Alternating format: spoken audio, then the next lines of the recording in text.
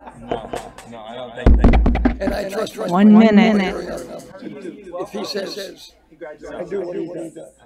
We're really excited. Yeah. We told. Is Yeah. Commissioner Maxwell here? I guess that's bad. That is bad. Hey, Lori. I don't know. Lori, we told Jeff we're really excited to finally get somebody in position. Vice Mayor at 6 o'clock. Thank you.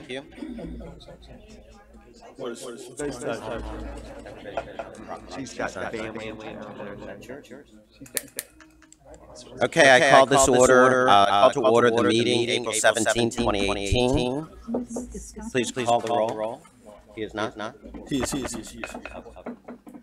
is. Mayor Pam Triolo, absent. Vice Mayor Andy Amoroso. Here. Commissioner Scott Maxwell. Here. Oh. Nice try. That's okay. I'll answer for you. The other Commissioner Scott Maxwell. Here. Commissioner Omari Hardy. Here. Commissioner Herman Robinson. Here. On behalf of myself, a moment of silence. Please join me in a moment of silence.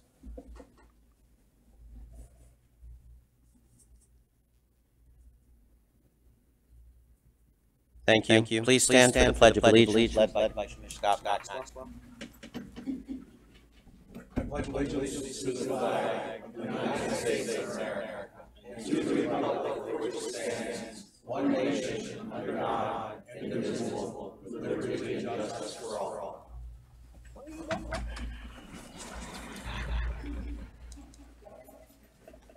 Madam Clerk, or Dias, are there any additions, deletions, reordering?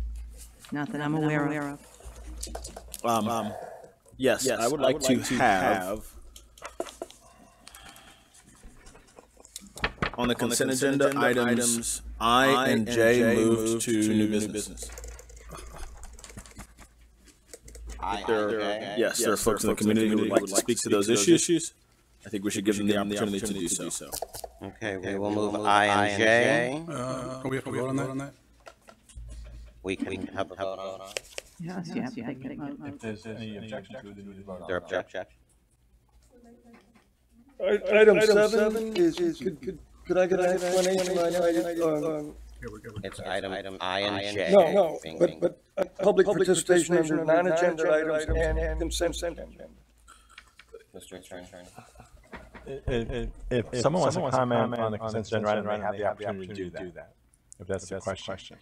Yeah, you can comment on consent agenda items.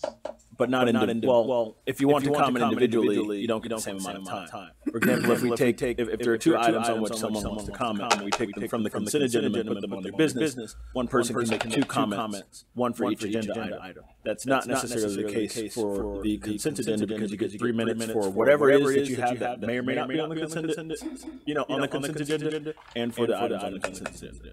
So if you want to give people to speak their individual pieces, if we want to give them that opportunity, I think it would behoove us to move it from the consent agenda to new business.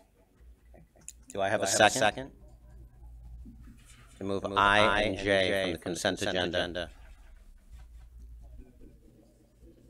Does it require a second? Have we ever asked for a second? You're requesting it normally. Normally, But if there's someone objecting to it, then it's like anything else. It's got to be a motion to either keep it on or take it off. So it sounds like there's at least one commissioner who's objecting to it being removed from the consent. Is there an objection? There was. Did I hear an objection? I heard a question. Oh. Is there an objection? Objection. Duly noted. Okay, so then the question is make a motion to remove it from the consent agenda. I move to remove items 9I and 9J and to put them on item 13. New business. Is there a second? I think that these two items represent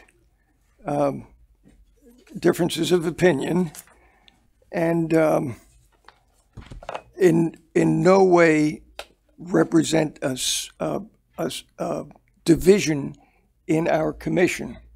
And I'm hoping that we can disagree with different ideas. Order. And I'm leading to it. Yeah, okay. Is that a second? I'm explaining that I think we ought to be able to. Question, City Attorney, can we have conversation before we have a second? Waiting for a second. Yes, is that a second? Hold on. I want it understood that Mr. Chair. Is that a second? our commission can Okay. disagree. Point of order. Sorry. Point of order. Is that a second? To move the two items to new business? Yes. Okay. I have a motion and a second. All those in favor? Aye. Aye. Was that an aye? I second. Commissioner Maxwell? Nay. Okay. Motion carries. Both items will be moved to new business. Okay. And I'll finish then. Absolutely.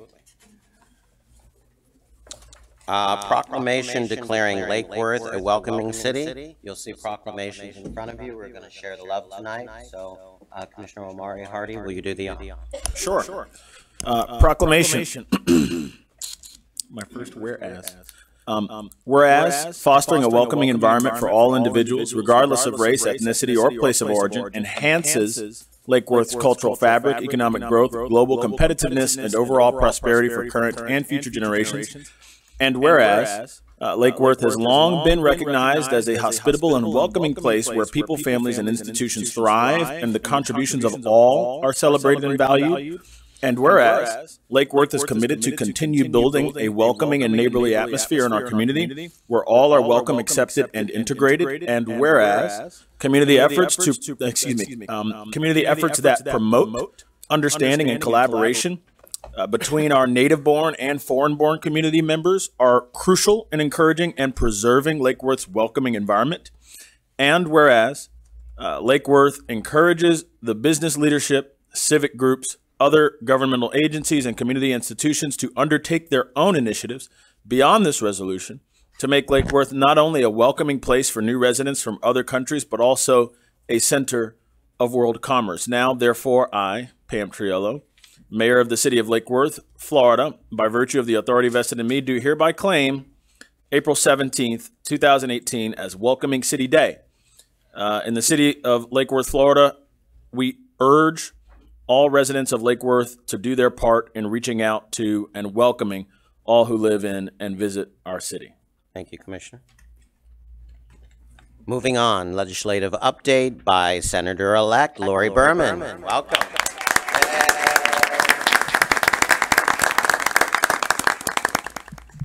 Good evening, Vice Mayor, Commissioners, friends.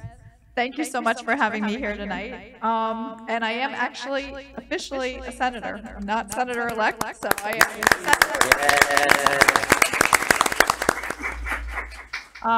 So I wanted to give you our usual update about what happened in Tallahassee. There's a lot that happened this year, so I'm going to spend a fair amount of time, but I won't take up too much of your time this evening. So we did our one constitutional duty, which is to pass a budget. We passed an $88 billion budget. Of that amount, because of the Parkland tragedy, which I will talk about, things didn't get some things that we wanted to see didn't happen. Education, I have some real concerns. We didn't really increase enough of our education dollars. We did put dollars towards school hardening, which we needed to do. But we've basically stayed the same in terms of funding education, and that's always a disappointment to me.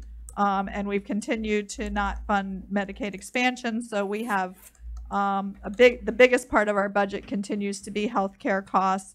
One really positive thing we did this year is we put more money in for mental health, which is something that we need to continue to do, and I'm happy to see it happen. Also positively on the environment, we put $100 million into Florida Forever, which is to purchase land. So I'm really pleased about that. Yeah. that was as a result of the amendment that all of you voted on, so that was great. We also put $50 million into work on the dike at Lake Okeechobee, which is a really important project for all of us here in Palm Beach County. So there were some good environmental things that happened. I am always disappointed about the sweeping of trust funds, and this year was no exception. We started the year and it looked like we might not sweep as much, but because of Parkland, we ended up sweeping about $200 million from the Sadowski funds, which hurts us because that's all affordable housing funds that we would have gotten part of here in Palm Beach County. And we all know there's a pretty big affordable housing crisis here in Palm Beach County. So that's something that we're continuing to work on. And those are the pretty big, just the education, healthcare being the biggest part of the budget, education the second biggest part of the budget, environment a smaller part, and then government services also, transportation. We had a really good victory for Lake Worth this year. We got the funding for Botwell Road, so we're very... So that really worked out really well, and it's a testament to all that you did and your being in Tallahassee, all of you, and having your voices heard. So I'm really happy about that. So start thinking about what we want for next year, and I'll be happy as your senator to be advocating for that. So we started the session, and the big issues were partly the Me Too movement, and I'm sorry to say we actually did not pass any sexual harassment bills, which was a big disappointment to me. And we'll come back to that issue hopefully for next year. And we also started with the hurricane. Think about it. Irma hit from the Keys to the Panhandle, and it was the big issue at the start of the session. And we did actually end up passing a bill having to do, and the crisis that happened in Hollywood with all the people who died at the nursing homes. So we did pass a bill saying that nursing homes will, and I think assisted living facilities also have to have a certain percentage of their area where they will have cooling available for residents. So that was discussed, but as you all know, February 14th changed the entire session. It was, I would say, by far this was my 8th year, and it was by far the most emotional, the most raw year. Who would have thought that we would be discussing, we would be meeting with parents who had just had to bury their children, students who had been there through the shooting. It was really horrendous. I give everyone credit because we all worked together in Tallahassee to come up with a bill because we knew that we needed to address this situation. So we passed the Marjorie Stoneman Douglas Act. It's $400 million. It includes money for school hardening. It includes money for mental health. It includes, on the gun control side, it raises the age to purchase a gun for everyone to 21. There's a 3-day waiting period. It outlaws bump stocks, and that will go into effect in October of this year. And it also includes a bill that I actually sponsored and that I was really happy about, and that's it says that if you're a law enforcement personnel and you think that someone's a danger to themselves or others, you can go to court and petition a judge to remove any firearms from that individual. Yeah, thank you. And that bill has actually been already used in Lighthouse Point. It was used, and it's got kinks, and we're going to work out all the kinks in it. But I think it's a really good another tool that we're giving to law enforcement, because right now we knew that that individual had problems, and yet there was no tool available for them to take away guns from that person. My bill, the way it was drafted, also allowed family members and household members to petition the court also. Last year, the legislature wasn't willing to go that far, but it's something that I'm going to look into continuing, because we know that the family members are often the first line of defense. They know that there's problems, so we'll look into that for the future. So I always give you the report about what's going on with preemption, and usually it's pretty bad. But I will tell you, this year was a really good year. The League of Cities, the League of Counties really got together, and they were prepared this year on the issue of preemption. If you remember, we started with a lot of bills, including the infamous one about saying you couldn't regulate any tree trimming in your own area. That bill was amended. It did actually pass, but it was amended so significantly that it really won't have a negative impact. It just now, the way it was amended is water management districts and tree trimming issues. So pretty much overall, most of the preemption bills did not go through, but there is one bill, and it does affect Lake Worth, and I'm sure you've already probably been hearing some of it. And it's a very confusing bill, and it's the bill about beachfront property. And they call it the wet sand, dry sand bill, and they're saying if it's wet sand, the public has the right to access, but if it's dry sand, then you've got an issue. And what it says is a city can go to court and determine customary use of the beachfront property. So if it's already customarily being used, you go to court. It's very confusing. I am sure this will keep the city attorneys busy for a very long time. So that was the one unfortunate bad bill. I voted against the bill. That was the one, I would say, bad bill that passed on the preemption issue. But otherwise, it was a pretty quiet year as far as that goes. I always like to sort of tell you about what bills I like the most. I am really excited. We passed a bill that raised the marriage age in the state to 18. So yeah, so we're not going to have children who are being forced into marriages. There is one exception if you're 17 and you're marrying someone within 2 years of your age. So that is the exception. So that's pretty much a very little nutshell of what happened. It was a crazy, hectic year, and I'm happy to answer any questions that you have. Are there any questions for the Senator, Commissioner Omari Hardy? Sure. A few questions. Let's start with guns and work our way back, I guess. I don't know if you would call that a gun violence restraining order Yes, process we call that it a you risk guys protection order. Yeah. Okay. So when you say law enforcement is able to request that basically a person's guns be taken away, would that be just like, for example, PBSO or like the police department, or Police could that also be the department, state attorney? I think it's I don't think it's state attorney, but I'll have to read the definition that we put in the bill again, but it's definitely local police and PBSO. Okay, cool. I certainly appreciate that. About education dollars, I guess my first question is about per student money. By how much did that increase? And So, do you know whether it yeah. covered inflation this year? Inflation was It did. 2.1%. Last year, I know it didn't cover inflation. This year, did it at least cover inflation? Well, we increased it by about 100. It's about a little over $7,700, I believe, per student. And unfortunately, if you look at a state like northern states, it's about actually the national average is about $10,000 per student. So that tells you where we are if we're at 7,700. We're in the bottom 10. Yeah, we're low. We increased it by about $100 per student. So I don't know if that actually covered inflation, but the problem was now that the schools need to take some of that money and use it for school hardening. So it's really going to be a big problem, and school resource officers. And that actually leads me to my next question. So there was a pot of money that was associated or tied to teachers carrying on campus. Right. It's like a $67 million amount. If school districts like our own choose not to go that route, which I believe we already have. We did. Right. So the Palm Beach County School District has already said we're not going to have teachers carrying guns into schools. Can we take that money and use it for other things related to school safety so that we don't have to dip into what we would normally consider to be our operating money to make the school safe? That's a great question.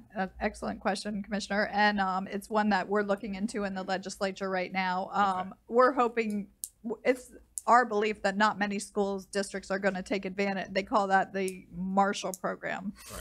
That not many school districts will take advantage of the Marshall Program, and that money will be available and then be available to be used for school resource officers especially. But we haven't gotten a definitive answer on that yet. And it also depends that if that pot of money does get used up, then there won't be anything available. Okay, a question related to the Marshall Program and Stand Your Ground. Obviously, I'm a teacher. I feel like I have an obligation. If, let's say Palm Beach County did elect to use this program, and let's say that I became a teacher that chose to carry in school, I feel like I would have an obligation to use that gun to protect my students, not necessarily to protect myself against my, not to get myself into confrontations with my students that I would then be able to claim I have to stand my ground in this situation, right? And so is there any plan or, any intention to revisit Stand Your Ground? Not necessarily, in every situation, but at least as regards the school districts that choose to have this program and that choose to allow teachers onto their campus with guns? Thank you. We asked that question repeatedly when we were discussing the bill. What happens with Stand Your Ground? What if a teacher says I'm using Stand Your Ground, and they said they are allowed to use stand your ground. So that's very unfortunate. Yeah. And that's one of the really, I mean, I voted in favor of the bill because I thought there were enough good things, and because the Marshall program was voluntary, and I knew Palm Beach County, Dade, and Broward are not going to do it. But I don't support arming teachers, and that was the one part of the bill that was really distressing. Is there a plan to attach any higher standard to teachers or school employees that are not law enforcement officers as far as how they use their gun? No, and you are aware that teachers are not allowed, the way the bill was worded, teachers, if you are strictly a sure. teacher, you will not be able to be part of the Marshall program. Is it like librarians? Yes, and, okay. School lunch ladies. Okay. Yeah. So. Here's your green beans and some lead. Right. Exactly. Yeah. Yeah. And my last question on education is about charter schools. I understand that there was a successful effort to expand the extent to which charter schools can dip into state funding. I guess, could you describe that? Absolutely. You know, the way that that's going to affect our school districts for those who are interested in that? So unfortunately, what happened was there was a very big education bill, which was sort of like the continuation of last year's education bill. And what that bill says is when you go to buy a new car, the car dealership and the person who is buying the car can actually say that their sales tax money should instead go toward private school vouchers or expansion of charter school money also, I guess. And well, I guess it's more private school vouchers. So this is a really big expansion, because up until now, the way we funded our private school vouchers was through corporate income tax. So if a corporation chose, they could say, I want my tax dollars instead to go to this program. Mm-hmm. But now under this new law, you can take your sales tax from your when you go to purchase a car and have that go to the voucher program. So that's a very, very big expansion. And the problem is it eats into our general revenue money. That's, sales tax is a big part of where we get our money from the state. So if you're going to allow people to use sales tax, I thought it was really horrendous. And then the other bad thing that happened with charter schools is we gave them, as usual, much more money for PICO funding, which is money they can use to renovate and fix their schools up. They got $150 million. There's only 10% of the schools in the whole state are charter schools. The traditional public schools got $50 million. So 90% of the schools got $50 million and 10% got $150 million. It's funny that you should say that, because I teach at a middle school that last week did not have AC because we have facilities maintenance issues. And so, you talk about $150 million going to 10% of the schools, and schools like mine are consistently shortchanged. It's confusing, if not infuriating. Yes. My last question is about the Sadowski sweep. You said over $200 million was swept out of the trust fund for affordable housing. What was not swept from the trust fund this year? I think about $100 million. Okay, so I think there was $300 million total. A third of the money was used the way that it was intended to be used? Okay. Yes, exactly. All right, I appreciate you coming before us and informing us the way that you do. Thank you, and congratulations. Thank you. Are there any other questions? I just had one comment. You said you would look at going back and putting in to take guns out, to have the parents or the family members, if you could include domestic partnerships. Oh, okay. Because there's still a lot of people that are living together for years and years. Well, it says household members too. Okay. So it's family or household. So okay, so we could be clear on that. Yeah. Okay. Some of them don't live together also, so. Yeah. That's a problem. All right, Yeah, we'll have to look into that. If we could just look into that. Yes, Herman. Are there the other funds? The Sadowski Act seems to be the cookie jar. Are there any other funds that are rated like that? There are actually. I looked at the trust fund sweeps this year. There are a lot of other funds that get rated, but in much smaller portions. You're right. The Sadowski is the cookie jar. It's rated much higher than any other fund, and it's done every year. And you don't hear an outrage. And I guess as long as there's no outrage, it's going to continue to be done. And there's $150 million that went to charter schools for physical improvements. How many of those charter schools are owned by can be sold after they go out of business? Probably quite a few. Yeah. And the Constitution Revision Committee is finished with their business? That's a great question. Thank you for asking that. So I did want to mention that to everyone. So there are, as of the end of session, there were 5 ballot amendments that'll be on the ballot in November. 2 of them were citizen petitions, 1 having to do with restoration of rights for felons, 1 having to do with gambling in the state. 3 others were put on by the legislature, all having to do with taxation pretty much. 1 about the homestead exemption, 1 about having a supermajority to increase taxes in the state of Florida, and 1 about increases in non-homestead property being limited to 10% per year, which is what we have right now, so it's pretty much a continuation. Those were the 5 amendments that are on the ballot that came through the non-constitutional revision method. Constitutional Revision Commission finished their work, I believe, today, and they are putting 8 amendments on the ballot, and some of those 8 have more than 1 item included within that. So it is going to be 13 amendments on the ballot this year. So please study your ballots well in advance, because once there's 13 amendments, it's going to be crazy. This GoFundMe, this charter thing with choosing where your sales tax go, is that a GoFundMe setup? No, I mean, it's not. Well, it appears to be. Right, right. So I can choose, I don't, so missiles, I can, my tax dollar. Right. I mean, I object to, I voted no on the bill, but evidently it's going to be the law that you can, when you go to buy your car, they're going to say to you, do you want your money to go to just cars? Schools?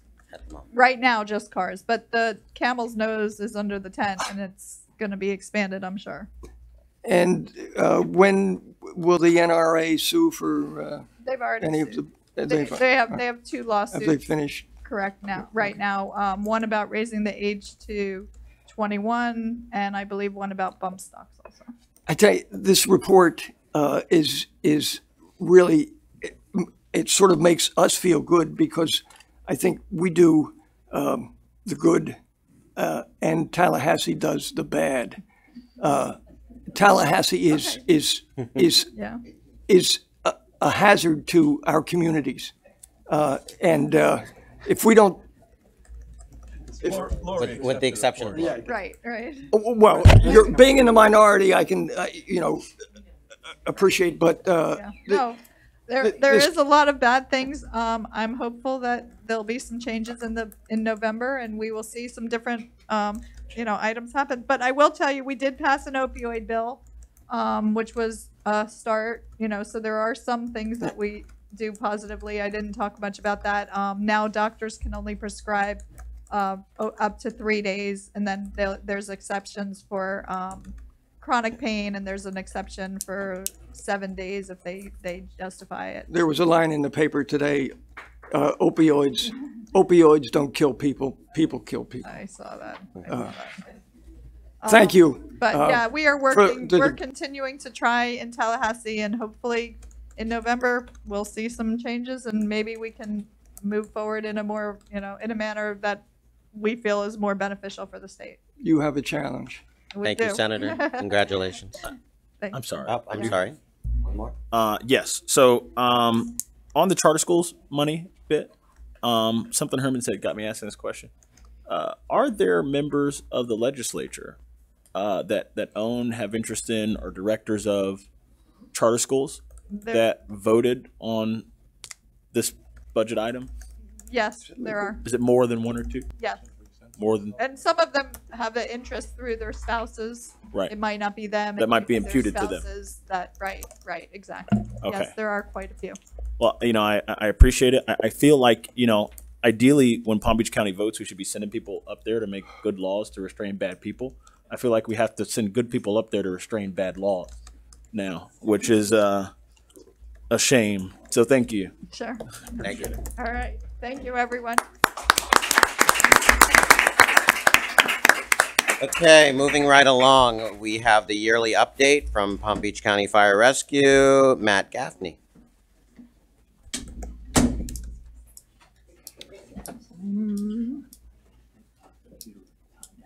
Okay. Darian, can you get the computer back up, please? Where did our IT guy go? Waiting for IT. Hello, IT.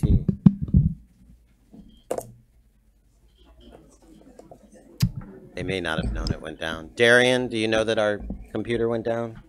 It just timed out at the home screen lock. Oh, okay. But it's still going home. I'm sorry? It's still going out. Yes. It's just, here he is. I know. Thank Can you? Oh, thank you. And is IT still here? No, they're not. Did he give you a clicker? Okay. Thanks, Darian. Thank you. Welcome. Thank you. Good evening, Vice Mayor, members of the council, everyone. My name is Matt Gaffney. I'm the District Chief for Palm Beach County Fire Rescue for Battalion 3, which includes Lake Worth. And tonight I'm going to present the annual report and the updates for fire rescue for the fiscal year 2017. So this is a little bit about the battalion, but there's been some updates. So if you don't mind, I'm going to come back to this at the end of the presentation and just skip right ahead to the statistics. So last year, Palm Beach County Fire Rescue within the city limits ran 8,952 calls, emergency calls, of which 7,405 were medical and about 155 were fires, and they were of various varieties. They could be anything from a full structure fire to a pot on the stove. They're sort of lumped in there together. But what you'll see is, I'm going to jump ahead one more. Looking at the year to year for the last 5 fiscal years, you've seen an increase of 600 calls from 16 to 17, and a jump of 1,700 calls from fiscal year 15 to fiscal year 17. There's just been an inundation of calls, mostly medical calls, not just in Lake Worth, across Palm Beach County. We're seeing this everywhere. But I am happy to report that on the second graph there, you'll see the response times have actually fallen from 5 minutes and 38 seconds on average to 5 minutes and 36 seconds. And that's really due to an effort that we made over the last 2 years to improve response times by improving turnout times, which is the time we take from the time the alarm is received to the time we get out of the station. We really put an emphasis on it, and the results are showing. This is a look at some of the fire stations that serve Lake Worth.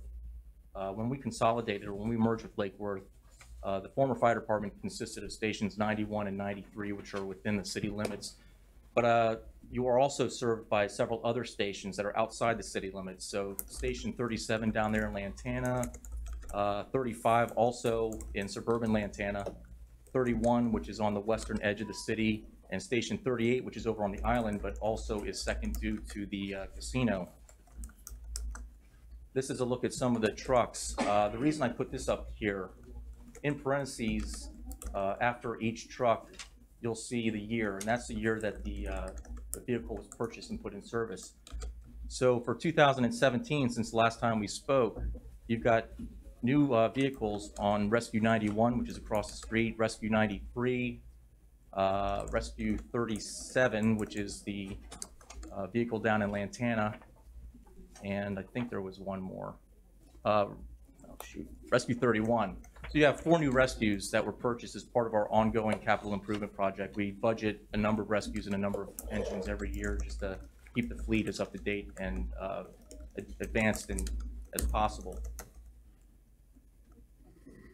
This is a look at several of the divisions. This is how fire rescue does business. So operations, that's me, that's Tim over there. We're the biggest part of fire rescue. We're the part of fire rescue that comes to your door when you call 911.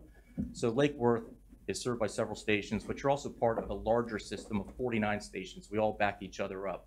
So anytime you have a call and the units are tied up, we can move stations in to backfill. So you always have a unit available. I'm going to come back to this one as well, if you don't mind. Special operations, we have 2 hazardous materials teams, as well as several that the cities participate in on a regional level. So they do everything from urban search and rescue to hazardous materials response, dive rescue. Palm Beach County is also home to, as part of the healthcare district, 2 level 1 trauma centers at St. Mary's and Delray Medical Center, We staff the helicopters with nurses and paramedics, so we have a pretty good trauma system in place. This is our aircraft rescue firefighting here at Palm Beach International Airport. With the number of dignitaries coming in, both foreign and domestic, this has become an even more important part of our operations. That big yellow truck you see there is called a Dragon. It's a one-man operation, shoots foam out of it, can put out aircraft fires in a matter of minutes. Our training division is also responsible for our new employees as well as the ongoing training of our existing employees. We've hired 400 people in the last 5 years. It's going to be even more as people like me retire over the next several years. So our workforce is getting younger and younger. Bureau of Safety Services, they're responsible for everything from code enforcement and inspections to arson investigations, and hand in hand with the Palm Beach County Sheriff's Office, doing investigations for crime scenes and arson fires. And then community education. We maintain a large staff of educators that do everything from hurricane planning, hurricane awareness, fire safety, to an important one there that I'm going to get back to, hands-only CPR, which is where we're teaching civilians what to do in the event that someone has a medical emergency in front of them. Support services is the folks that fix our trucks and fix our stations. They're a huge part of what we do. We literally could not run without them. And then the alarm office, which is our dispatch center. Dispatch is not only for Palm Beach County, but several other cities. They answer about 200,000 calls a year out of the building on 20 South Military. And this is a look at your total fire safety inspections for the city. Looks like total of 2017. What a coincidence. 2017 inspections in 2017. And this is a breakdown of all the pub ed programs and presentations that we've done over the past year.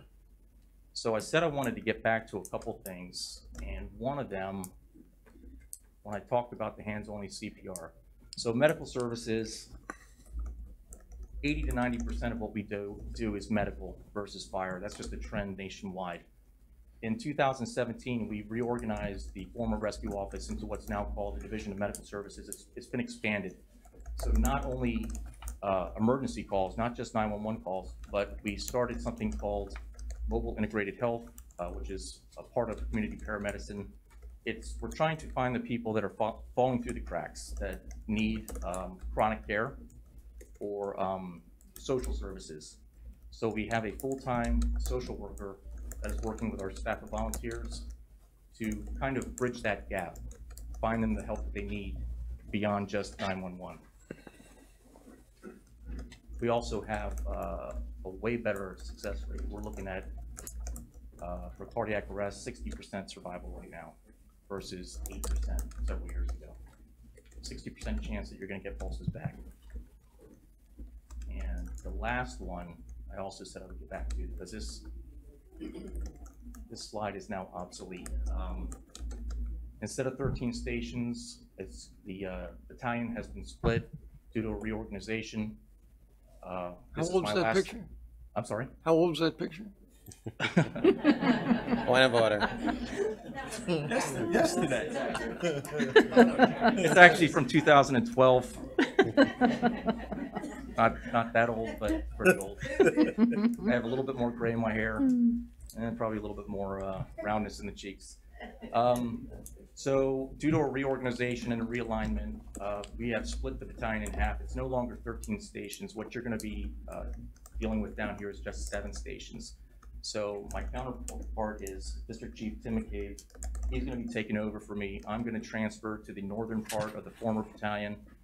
He's going to be located right across the street at Station 91. So you're still going to get the same excellent service, maybe even more so. So if Tim would like to come up and introduce himself, I'm pleased to introduce District Chief Tim McCabe. Hello, everyone. Thanks for having me.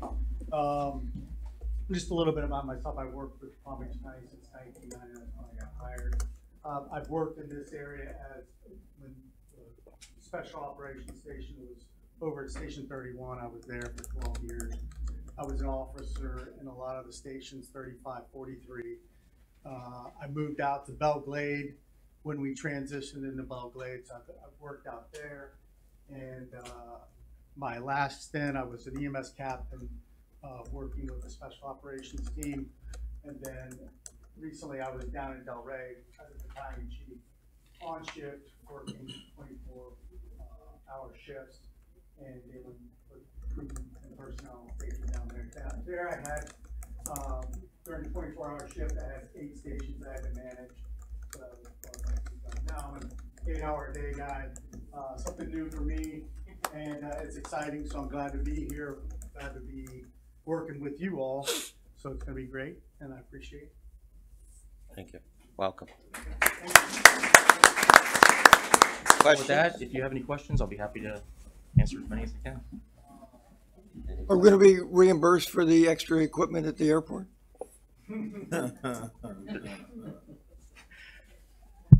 There is actually no extra equipment at the airport. You're talking about because of the presidential details? Or are you being? You mentioned it. That's what I did mention it. I did mention. I said it was a more important part of our operation, but there is in fact no extra equipment. It's just we just know it's going to be a lot more important. That's all. Okay. I have a few questions. So, yes, sir. I sit on the Sober Home Task Force with the state attorney, and my passion is Yes. trying to fix some of the issues. And you had mentioned the social worker aspect, because some of the things that we identified is homelessness and people that need help. They need to be taken out of those situations. So is that what the social worker? I know Del Rey is making huge strides in their social worker piece. That is part of it. A lot of it is frequent 911 callers, people that their no other option is to go to the emergency room. This is going to have a benefit both in their health, their safety, as well as the savings in tax dollars, because every dollar that is spent on indigent care in emergency rooms, it can be certainly prevented by giving them care at home versus waiting. It could be elder care, it could be domestic violence, and yes. addiction. Yes. Okay. And your teams are using Narcan? Absolutely. Okay. I'm just trying to answer some of the questions that I've heard most recently. Okay.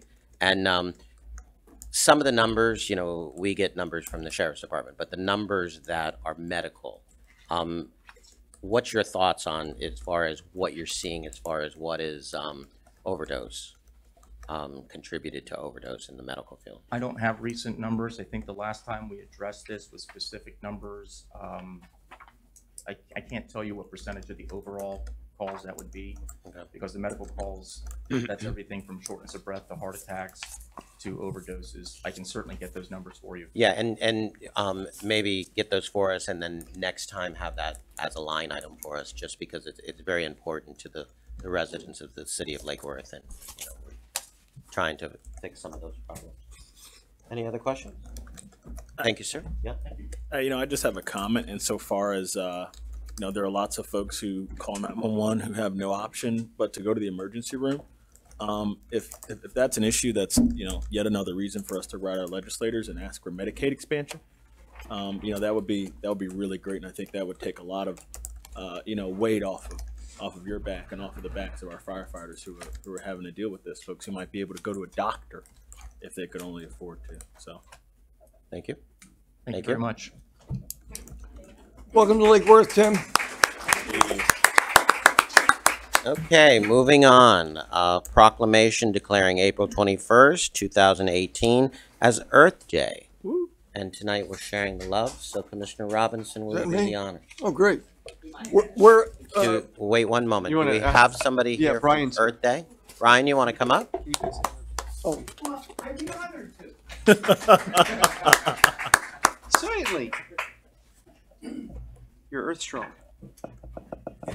Will let Brian go first? Or No, you'll read. All right, so this is proclamation for Earth Day. Whereas a new worldview is emerging as through telecommunications, trade, and travel, our planet is rapidly becoming a single community, and whereas the creation of a healthy environment requires the establishment of a stable human society where the economic and material desires of mankind are balanced with ecological concerns, and whereas Earth Day each year can provide a special time to draw people together in appreciation of their mutual home, planet Earth, and bring a global feeling of community through realization of our deepening desire for life, freedom, and love, and our mutual dependence on each other. And whereas our beautiful blue planet is a home for all people, and whereas the city of Lake Worth takes pride in its diverse population, and whereas through voluntary actions, individuals can join with one another in building the earth in harmony with nature and promote support thereof by private and government agencies. And whereas the city of Lake Worth as a waterfront community has a special interest in cleanup efforts for Lake Osborne, the Lake Worth Lagoon, and C-51 Canal. And whereas the city of Lake Worth has made neighborhood beautification a priority, including planting of trees and enhancement of green space, and whereas the city of Lake Worth takes pride in its natural resources and conservation efforts, and whereas Earth Day each year can foster a common recognition that we are one people, one planet. Now, therefore, Pam Chirillo has signed this, Mayor of Lake Worth, by virtue of the authority vested in her, do hereby proclaim April 21st, 2018 as Earth Day.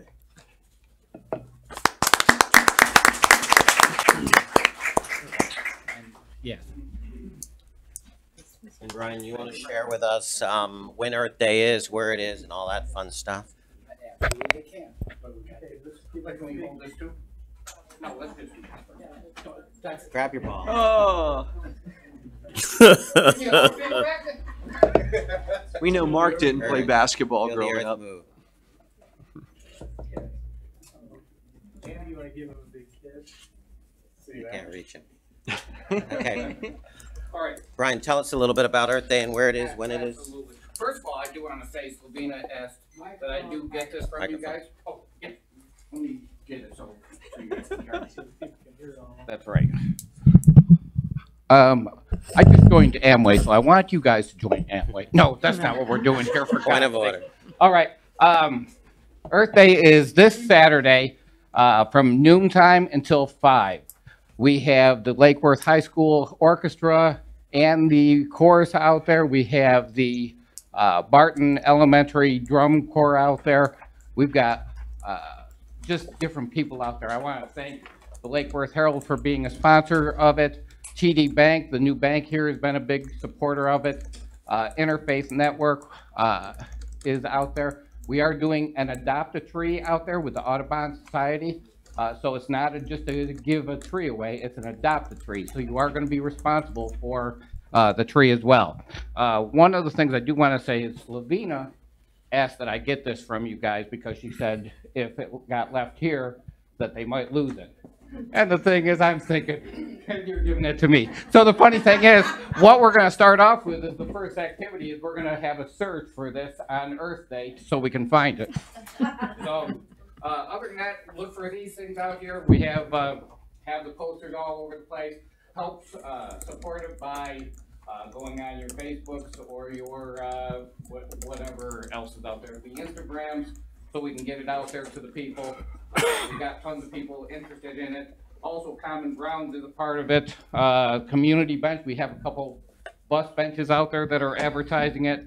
I want to thank Scottish Rite for giving us a place to put the thing for the last couple of years. So that's it. And I do want to present the Earth to the Lake Worth commissioners and the staff and all, because Lake Worth thinks the world of you guys.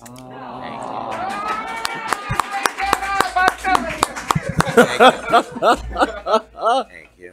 He's on fire. Okay, moving right along, we have a proclamation declaring April 17, 2018 as Lake Worth Art League Day. Hey! We're going to hear from Commissioner Maxwell. I know we have a lot of leaguers here. Come on up. Join us here at the podium, and we'll let Commissioner Maxwell begin as soon as you get up here. I know Kathy Turk sent an email this afternoon. Her dog is ill, so she was unable to be here, so she apologized. But there's lots of other leaguers here. Commissioner Maxwell. Well, welcome. Are you ready? Yes. Okay, here we go. Whereas the Lake Worth Art League began in January 1941 with 30 members in what is now the children's section of the Lake Worth Library, and whereas the Lake Worth Art League is a 501c3 educational nonprofit organization located at 604 Lucerne Avenue in Lake Worth, being the oldest art organization in Palm Beach County with approximately 140 who reside throughout Palm Beach County, and whereas April 2018 marks the Lake Worth Art League's 1,000th, say that real quick, 1,000th art exhibition, and whereas the Lake Worth Art League is open to all artists regardless of experience or skill level, and the Lake Worth Art League's Artist Eye Gallery and Boutique is the only gallery in Palm Beach County that gives opportunity for all artists, emerging to professional, to exhibit and compete in judged shows. And whereas League members come into Lake Worth a few times each month for League business and contribute to Lake Worth's economy by patronizing the city's restaurants and shops. And whereas League members, no matter where they live, have come to consider Lake Worth as their community and participate in parades, events, and festivals throughout the city. And whereas, with no paid employees, Lake Worth Art League operates and maintains its full-time, open-to-the-public Artist Eye Gallery and Boutique solely on the efforts of its amazing member volunteers. And whereas the Art League's incredibly talented local members teach classes that are open to the public, with the gallery open to local children's nonprofits to exhibit their students' work while collecting funds and supplies for their programs. Now, therefore, I, Scott Maxwell, on behalf of Pam Triello, Mayor of the City of Lake Worth, by the virtue of the authority vested in her, do hereby celebrate Lake Worth Art League's 1,000th exhibition. Congratulations. Congratulations.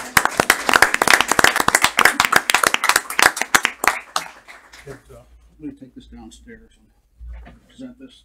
Did you all have some comments you want to share with us? A few. You just took my speech away. Congratulations. Take a quick picture. There you go, Scott.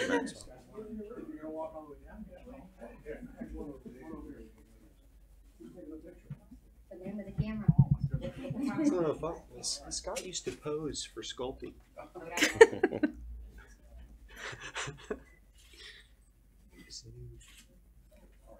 Thank you. Yeah, I just wanted to say that we like to encourage each and every one of you to stop by our gallery and see the fine art that's being produced by our members. We are open to all skill levels of artists. We don't turn anybody away. So if you're a budding artist or you're a well-accomplished artist, please come in and see the gallery and please join us. I did want to say that the Art League was formed in 1941. That's 77 years ago that we have been providing an opportunity for artists in the city of Lake Worth and around the county. So we want to continue doing that. We have a children's program in the planning stages for this summer. So we're looking forward to that. And you pretty much said a lot of what I wanted to say in this proclamation. Well, thank you, and I just want to... You're welcome to repeat it. I just want to mention that I've got 2 pieces of local Art League art hanging in my office here at City Hall, so thank you. Thank you. You do a great job. Yeah, we do bring a lot of people into the city from other parts of the county. The address? Pardon me? The address? 604 Lucerne Avenue. 604 Lucerne. So please, come in and see us and see the beautiful art that we're showing. Thank you. Thank you. Congratulations. Okay, moving on. F, apprentice linemen, they were unable to make it, so we'll get that back on another. Thank you. Commission liaison reports and comments. Commissioner Robinson, do you have anything for us tonight? Well, it continues to be an exciting time to be in Lake Worth because great things are happening in Lake Worth.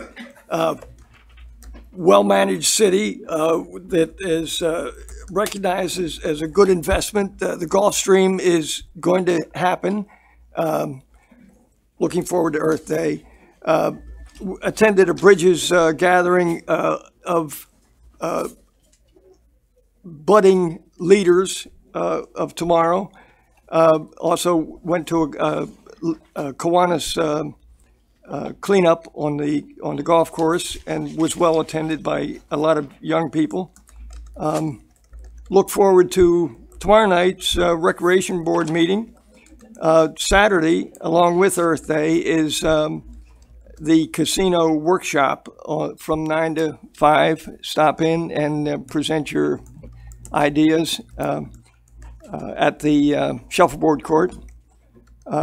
The LDR workshop is I think it's on the 24th. And the design guidelines for historic preservation is on the 26th of the month. And look forward to citizen participation. That's it for me. Commissioner Hardy? Sure. I don't have very much other than that I visited South Palm Park Neighborhood Association. They're always fantastic. I think, and I hope I'm not slighting other neighborhood associations, but the way in which they run their neighborhood association is very, very businesslike and extremely, extremely professional. And I'm always impressed when I go there. If only we could get our act together the way that they have theirs together. There's this charrette on Saturday, which is basically like all day, right? So it's like, I think it's 9 a.m. to 5 p.m. And it's not like an event as far as I understand, right? It's just basically an opportunity for you, right, to do exactly that. Drop in, give your opinions, give your thoughts. You have all day to do it. You can come in, give your 2 cents or your whole dollar, and go on about your day. So that's important because the beach is important. And I hope that as many residents as possible show up and let their voice be heard. The last thing is that I believe, like all the commissioners up here and the mayor, I had the opportunity to meet with Dana Little from the Treasure Coast Regional Planning Association, who is helping us because we got some grant money, who's helping us put together the design guidelines for historic preservation in the city of Lake Worth. Obviously, these design guidelines are a decade and a half late, and it's a wonderful, wonderful thing that we're going to be able to have them. I'm not going to promise that these design guidelines are going to win an award, but what I will say is that the folks who are working on them, including our staff and including the staff from the Treasure Coast Regional Planning Council, Dana, who is extremely knowledgeable, they're working very hard and they're very confident in the product that they're going to be able to have.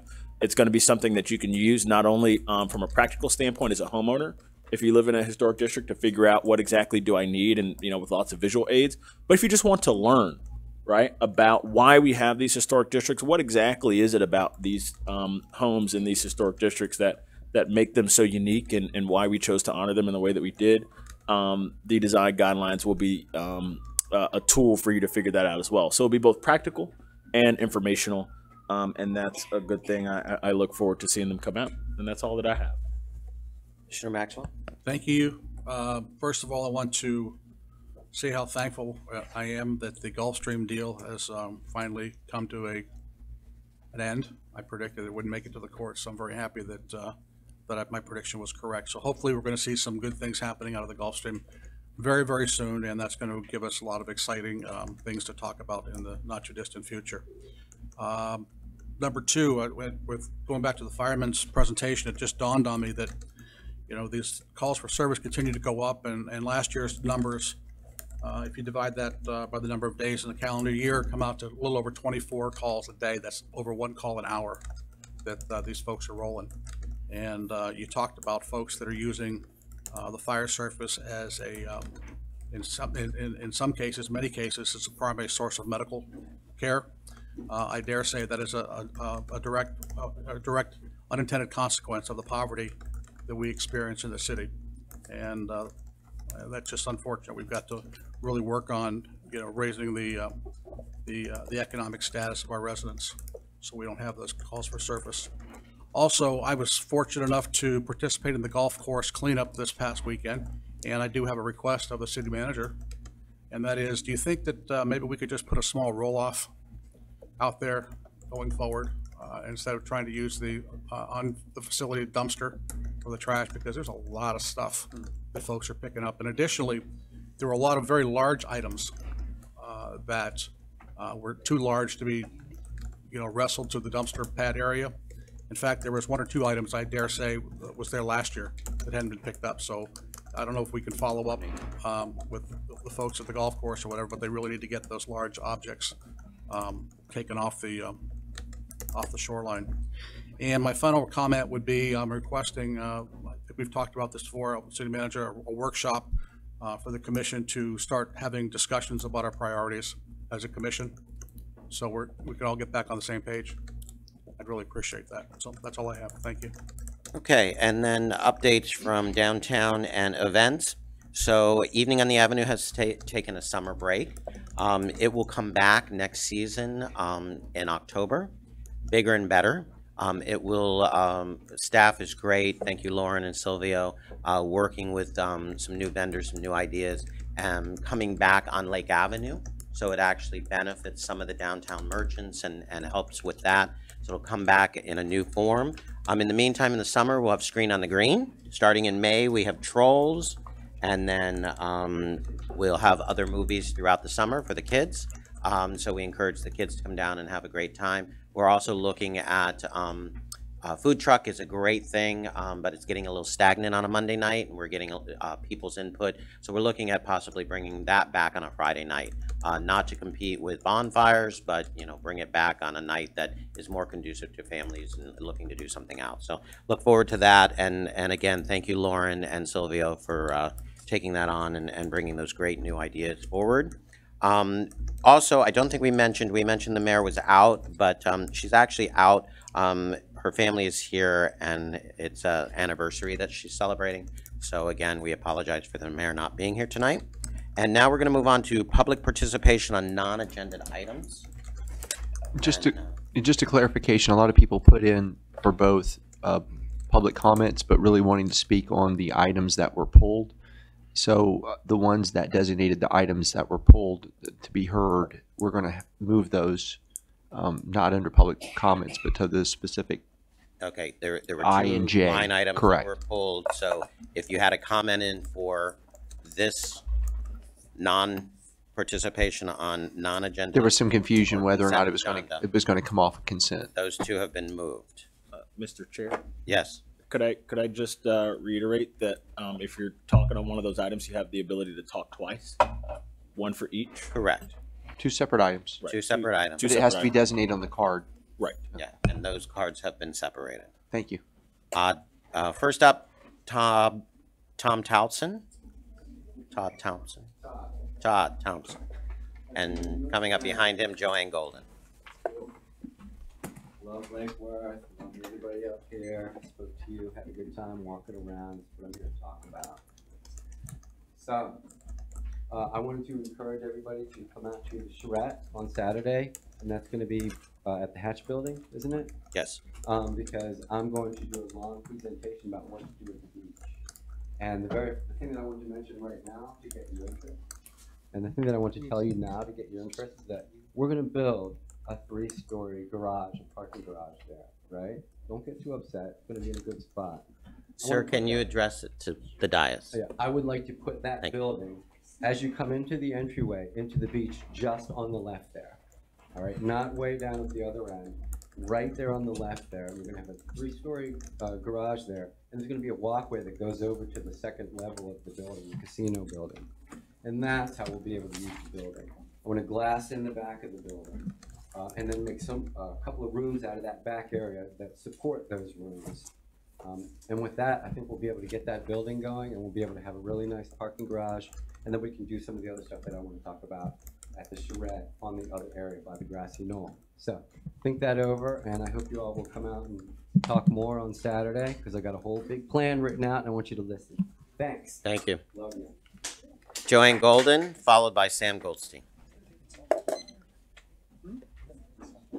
Goodstein. No. Good evening, everybody. Vice Mayor and everybody else here. I just had a couple of comments. I'm really concerned about the street sweeper. There's a very large street sweeper that goes down my street, and he's been down for the past 2 years on days when there's garbage cans out and other things out, and it's never been correct. There's no water being sprayed, and now they have a very large vehicle that's going around the streets in the middle of the street. So I hope that we can, one, get people to know when the schedule is so that they can move their cars, and start cleaning up the streets with the street sweeper that we're paying. So I'm just concerned that this has been going on for a long time with various vendors. I think there's been quite a few. And the other thing is, I want to congratulate everybody to having the first charrette in 6.5 years, I think, or more, at the shuffleboard courts. And I'm really glad that we're going to be doing something where the community has some input into what goes on in the city, particularly at our beach. So thank you very much for doing that. Thank you. Sam Goodstein?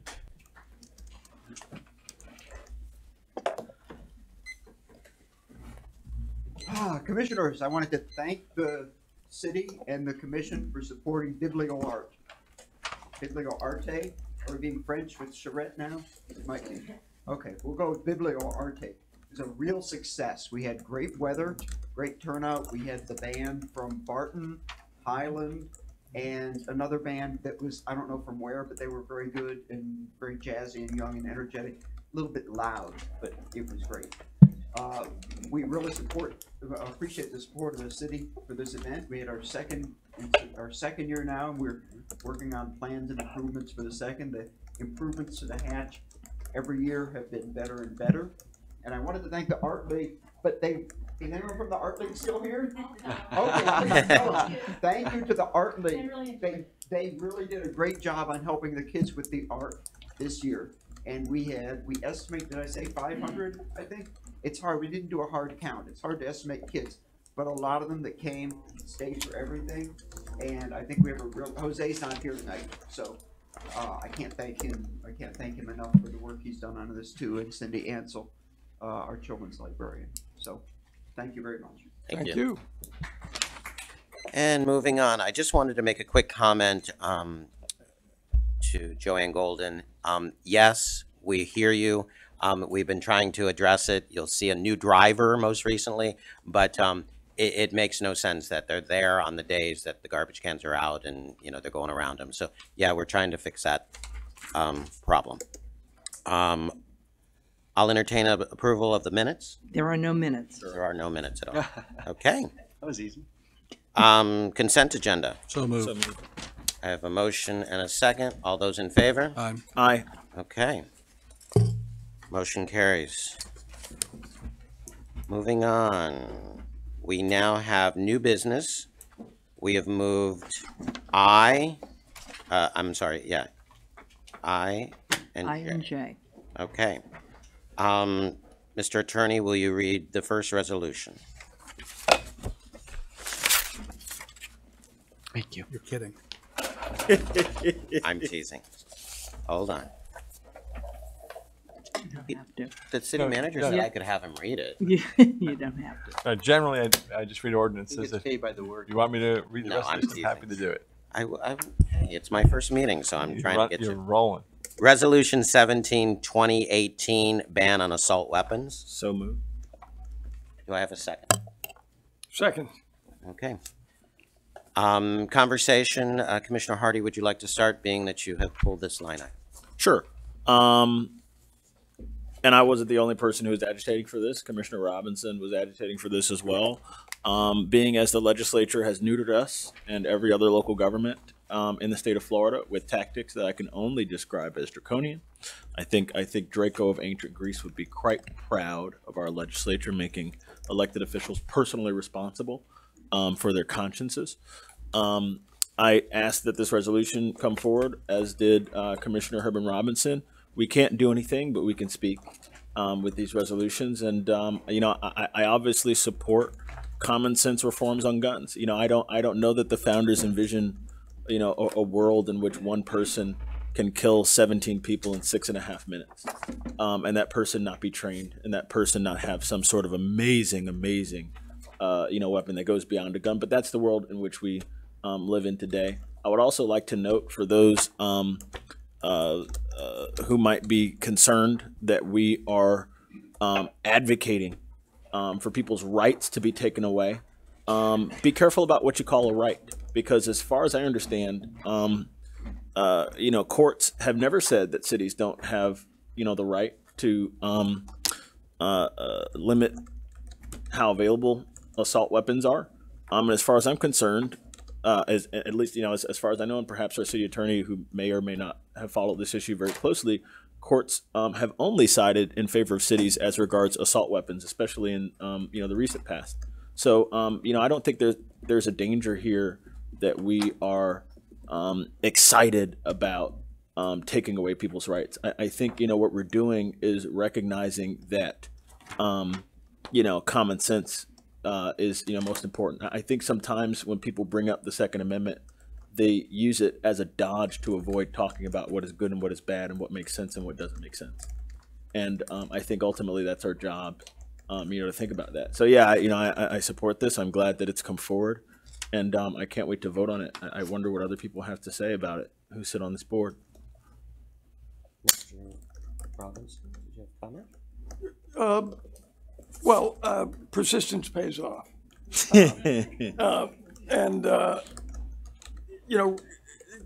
Guns have become a religion, and I was always taught not to talk religion, especially around the table. But it has become a religion, and we need to talk about it. It's become a controlling factor in everything we do, because now, if you're anti-gun, you're also a screaming liberal. I know I'm also concerned about the commission making this an issue that is obviously a national issue. We had a national ban on assault weapons that expired and wasn't picked up again. So this talk we've had this talk, and years ago, people had enough sense to ban assault weapons. My concern is that we're don't want to talk about it because it's a national issue. We're a nation of 300 million or so people, and I considered myself one of those people. So if we don't talk about it amongst ourselves, we are part of this nation that if we don't talk about the bad things, silence is not a good means of communication. And I'm sorry we haven't talked about this earlier and probably briefer, but it's something that needs to be done. The legislators, we've just heard how the thought process in Tallahassee works somehow to finance education and recognize pornography as something more detrimental to society than weapons of war. That was interesting to me. Not that I'm a pornography, but there, the focus is getting a little skewed, and I go back to us being, the 5 people that represent Lake Worth, and I in no way think that an honest and open discussion is going to be detrimental to our future decisions or our unity in making Lake Worth a better city.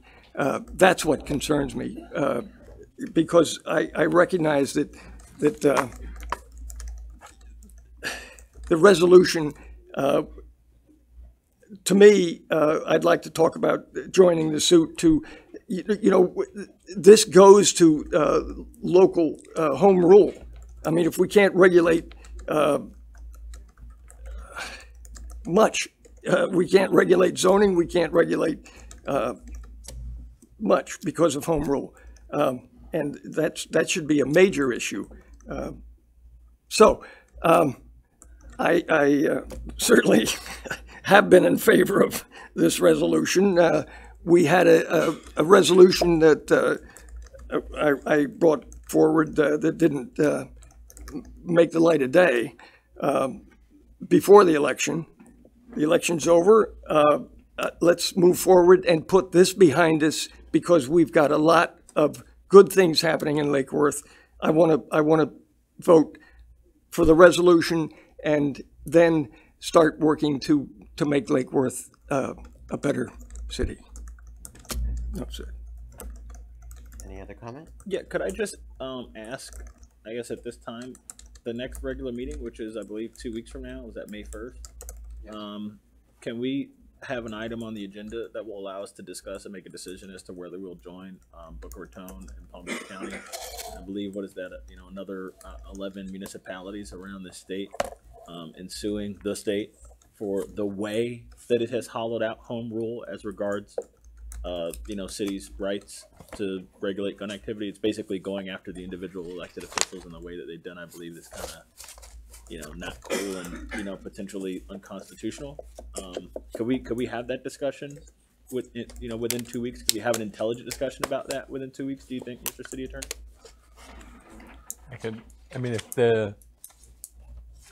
I guess I suggest finish this item first and then come back to that, but if that's an item the commission wants to discuss, I can certainly look at that lawsuit and see what's involved in getting involved in it, and if there's any real benefit to getting involved, or what's there a cost to getting involved. But other than reading about it, I haven't really followed the lawsuit. Yeah, I'm not that familiar with it either, so maybe if you can, get some information on it and get to us on our one-on-ones and try to figure that out. Real quick, before we go to public comment, I just wanted to make a few comments. So where I stand, when I first got elected, everybody said, oh, you're an elected, you should carry a gun. I personally have a problem carrying a gun, shooting you and living with it. My sister's a cop, she should have a gun. Her wife is a school teacher, absolutely not. She doesn't want one, she shouldn't have one. Those are my thoughts. If you are a hunter and you have hunting guns at home and you're going to hunt for sport and you're a hunting family and you live in an area hunt, absolutely. I think that's something that, I don't necessarily do, but if you want to do that. But having the ability to walk into a church or a school and kill people in 6 seconds, 6 minutes, is just crazy to me that this happens. So, those are my thoughts. We'll move on to the public. Up first is Colin Birdsey, followed by James Kelly. Colin? And if you just state your name and address for the record, please. Colin Birdsey, 2601 Duquesne Lane. Thank you for allowing me the time to speak to you all. I want to say thank you to all you commissioners for all that you have done for the city and all the time and effort you put into the city. And I'm also extremely happy with the direction the city is going. I want to address this upcoming vote on the ban of assault weapons. I don't want to debate this issue. My concern is why the city is involving itself with what really is a federal and a state issue, and a highly partisan one at that. First of all, to quote a portion of the background and justification for the proposed vote on the assault weapons ban. Commissioners Robinson and Hardy have requested that the city take a position advocating for changes, while lawmakers at the federal and state levels to significantly improve the processes such as background checks and for designating certain devices and weapons as illegal. Now that sounds to me that the city wants to advocate our values as citizens of the city to the state and federal government. Okay? We vote for state representatives to represent our state concerns and our values to the state. We vote for federal representatives to represent our country's concerns and values to our country. We voted for you all to represent our concerns in city matters and only for city matters. Every one of you ran as a nonpartisan candidate, and each one was elected based on your campaign platform that strictly addressed only local city issues. The motion is for a vote to ban assault weapons, so I don't see how this request for advocating change to lawmakers at the federal and state level simply turns into a vote for assault weapons ban. This should be a state and federal issue only, since they are the only ones that could determine what the law should be. My desire is that the city should stay focused on city issues and leave state issues up to the state and federal issues up to the U.S. government. We have so many local issues to address now. I'm concerned that we're going to lose our focus and go back to the way things were done years ago in the city commission. And it saddens me to see that the city's starting to get embroiled in that and devoting time to extremely partisan issue that has no jurisdiction over. Thank you, sir. Thank you for your time, and especially thank you for your service. Thank you. James Kelly, followed by Joanne Kelly. Please state your name and address for the record. I'm Jim Kelly. I live at 1202 South Lakeside Drive. I'm for the resolution. I passed out a handout that I think expresses my beliefs better than I can do. And I hope you read that and take the sense of it as trying to reduce the carnage. Reduce it. It has been increasing, and so we should try to do what we can all together. Those who have guns and who don't have guns, try to do everything you can to avoid it. I look at the Second Amendment against the First Amendment, which is the right of speech, but it's limited. You cannot hurt, you should not hurt someone else in a crowded theater by shouting fuck. That's should help us on the First Amendment. The same applies on the Second. There should be some limit. Technology has caused the potential problems with the Second that need to be curtailed. And I think the resolution is really written well. It's inclusive, and I think that you ought to sign up to it and be a man or a woman and sign up to it. Because step out and say you're for safety of public meetings and avoid this problem. And so do what your conscience dictates. Thank you. Thank you. Joanne Kelly, followed by Sam Goodstein.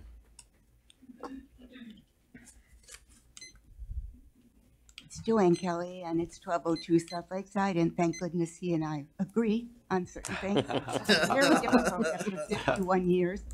Okay, so I want to thank you for speaking out on this gun and tackling it and giving Lake Worth not a watered-down resolution like we have heard from some. What I would like you to do is to tell our legislators that we will buy back all the guns in this town and throw them down the sinkhole that I'll make in my backyard. Just kidding. But I do want you to send a message to them that we're tired of assault weapons being available. And also in our own town, the Scottish Rite Temple is to be congratulated for so many wonderful events that they hold there. The event on Saturday and the garden, but they also have gun shows, and they have them every month. And at the tables, there are people that are not legal gun owners. They're just somebody that buys them on eBay, and as long as they pay for that table, there are no background checks on people who buy those guns. So if there is some terrible nice way we could let the Scottish Rite Temple know that we don't appreciate gun shows in our town. Well, that's all. Thank you. Sam Goodstein, followed by Joanne Golden. You can't really put your head in the sand successfully. I think that's what we learned from the ostrich. Or if you can, some trucks are probably going to run you over. I want to thank you for putting this on the agenda and for bringing it up to discuss, and point out as an aside that you have been let off the hook by the legislature taking away home rule on this. Because if you actually had to resolve some kind of ordinance on this, then we'd be in trouble. But right now we can express our opinions. And I want to point out to you that as hard as you've worked on making the city run competently, that a city is composed of more than competence, it is character. The reason we have things like the festivals we have and the parades we have are they tell people what our city is like. And on issues like this, we want the world to know what the city is like. We make these issues real in a way that Ronald Reagan used to talk about the United States being the city on the hill that everybody wanted to, that's where they wanted to go. They didn't just want it because it had good sewers. They wanted it because it was shiny. Sometimes the shiny things are the things that matter. There's things that will get people's attention and say, oh, that's where my people are. That's where I'm going to go.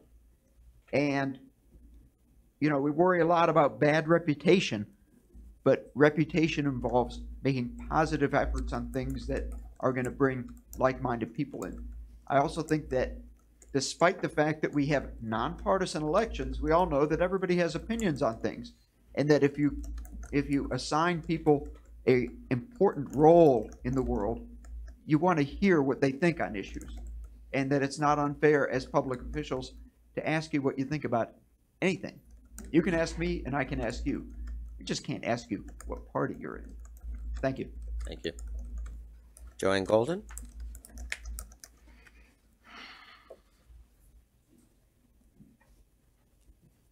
Joanne Golden, 502 North Palmway. Excuse me for not saying that last time. Yeah, I agree with Joanne Kelly. The Scottish Rite Temple has had gun shows every month, and I think if there's any way that the city can use some of its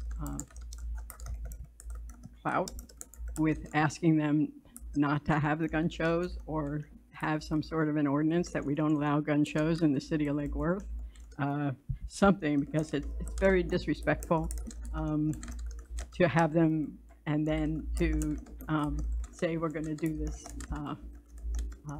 resolution, which I want to say is the longest resolution that's ever been brought to the city of Lake Worth, which was quite amazing. Thank you for putting that together, Herman.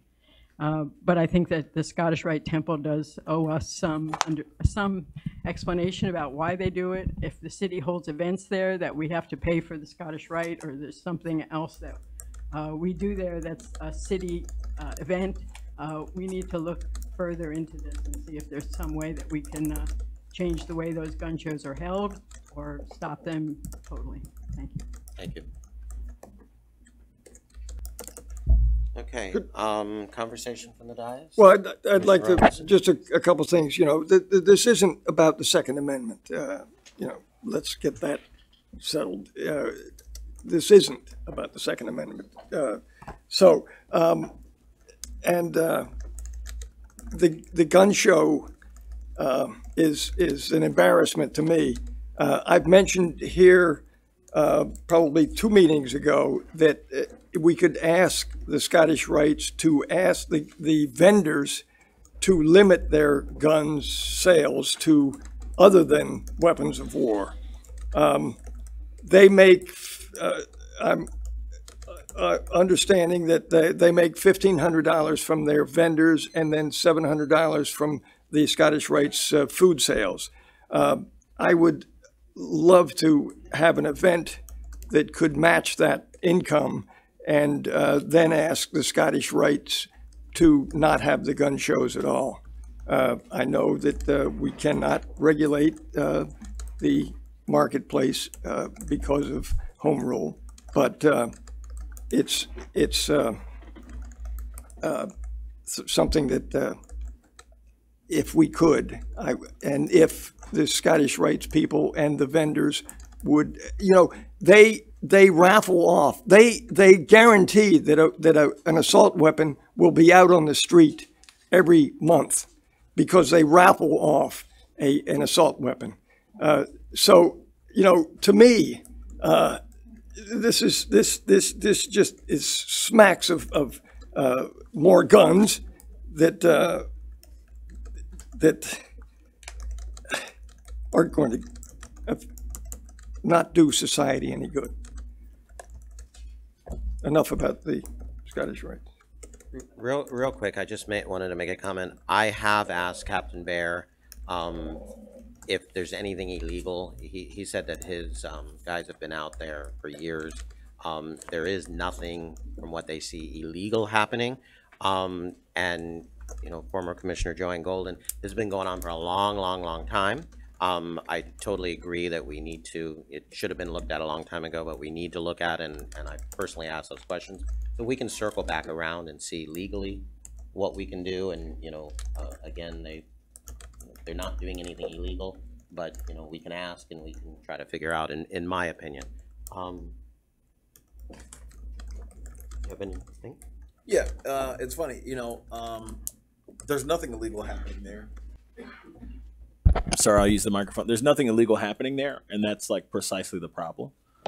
If you're selling guns to people and you're not ensuring that these people are not criminals or are not mentally unfit or stable, and that's okay, then that's a problem.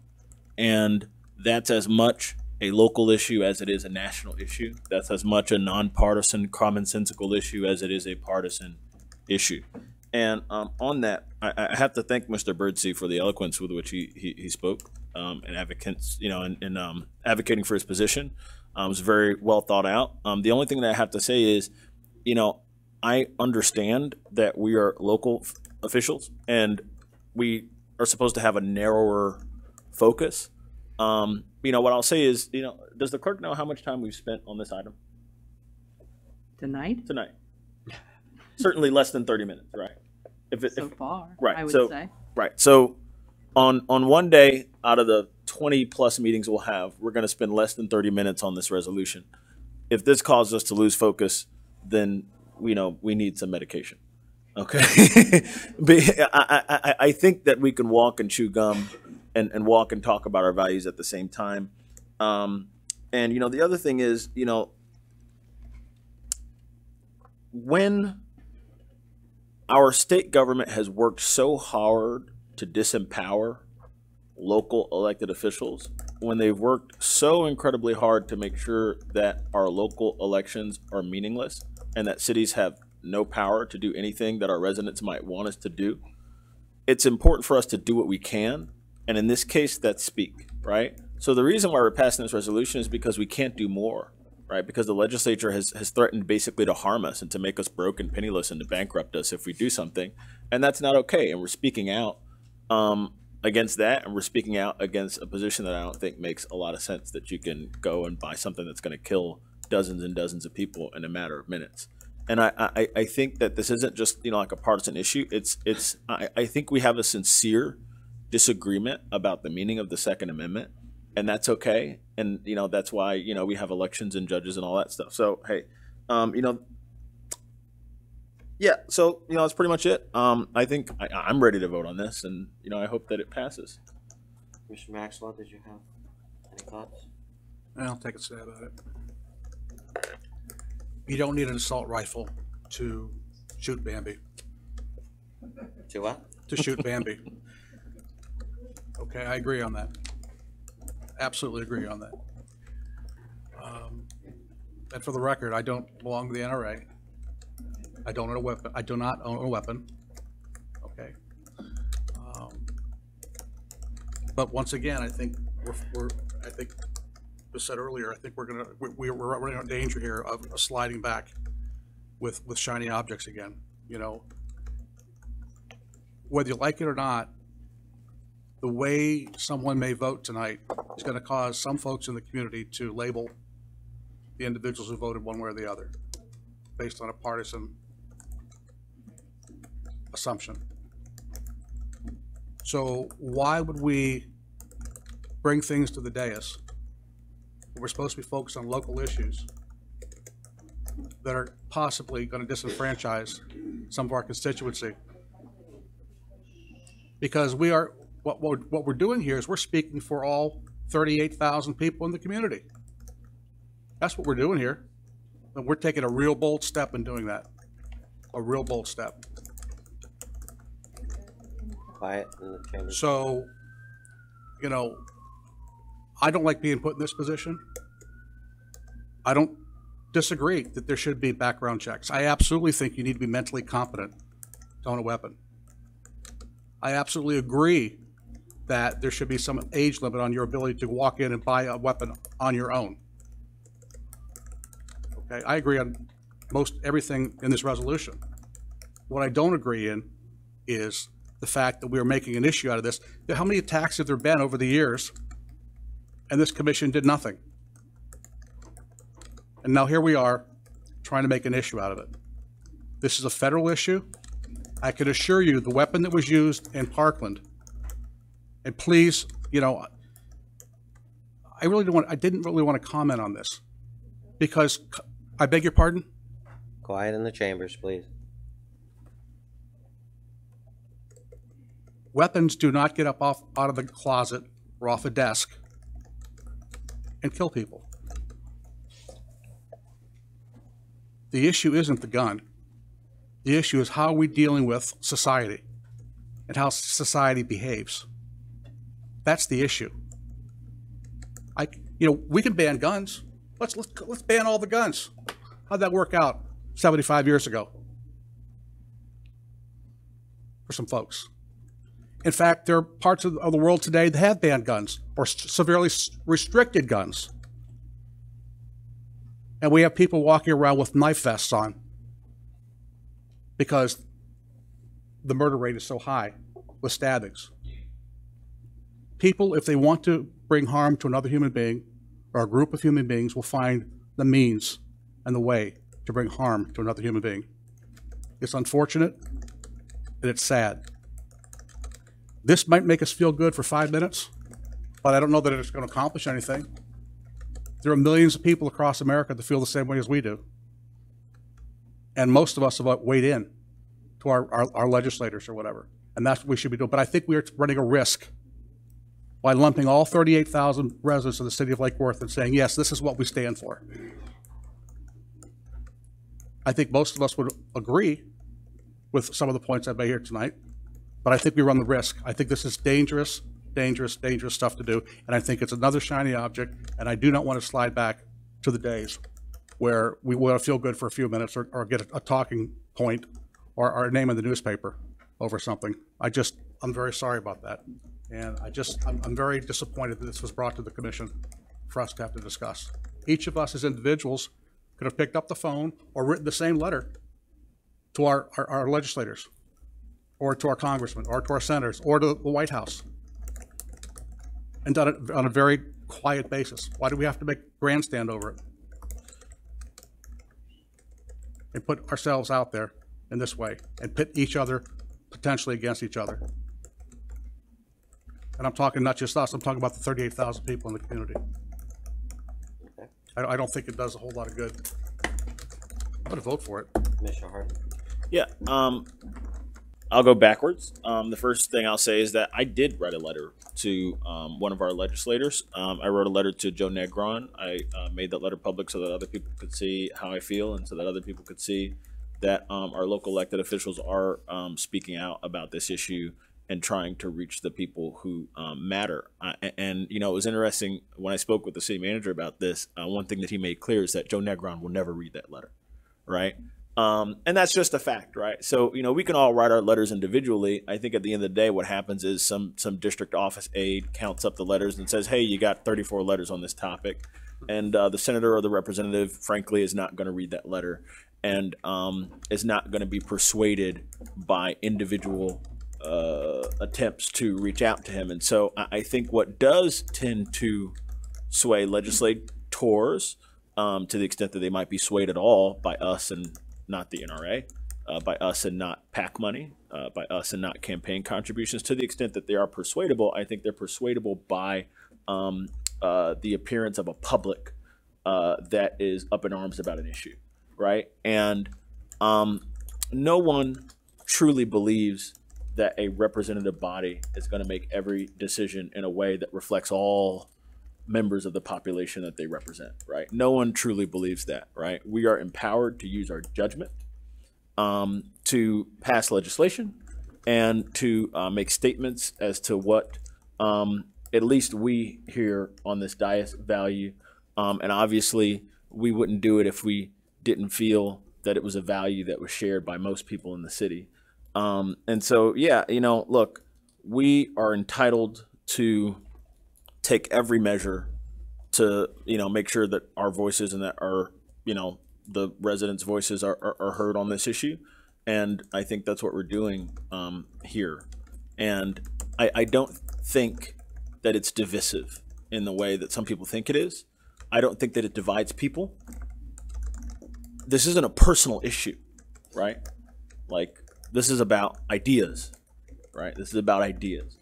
And in my household, at least, it was totally okay to disagree on issues in a way that wasn't necessarily disagreeable, right? You can disagree with somebody and argue with them and yell at them and scream at them and sit at the table and have dinner and chat about your day. And so, this isn't a personal issue between me and somebody who disagrees with me. This is just, hey, I have a different idea on this. I'm willing to use the power that's been invested in me to speak out about it. And when this vote is over, we'll be over it. But I do want to have a discussion about joining the lawsuit that makes us, about whether or not it's appropriate for the legislature to make us personally responsible for passing law. Like, that's ridiculous. I'm sorry. So, Commissioner Maxwell. Yeah, just want to follow up on the comment about letters, I guess, not actually seeing the light of day with the respective legislatures. I just would suggest that this is probably going to fall in the same category. So it's a national issue. There are laws out there. If we don't like the laws, we change the laws. We change the laws through going through our elected bodies as constituents. But I think that when we get up here and try to speak for all 38,000 people, I think that's wrong on a national issue. What's going to be next week? What's the national issue next week going to be? Okay. One more pass? Well, the national issue is in our backyard. So, enough is enough. When are we going to address this? Gun shows in Lake Worth, I would hope cease. But that's so part of the legislation. Hold on. I'm good because we're at least out talking about this. I'm very happy that Commissioner Maxwell has expressed his opinion, and I'm concerned that his opinion is.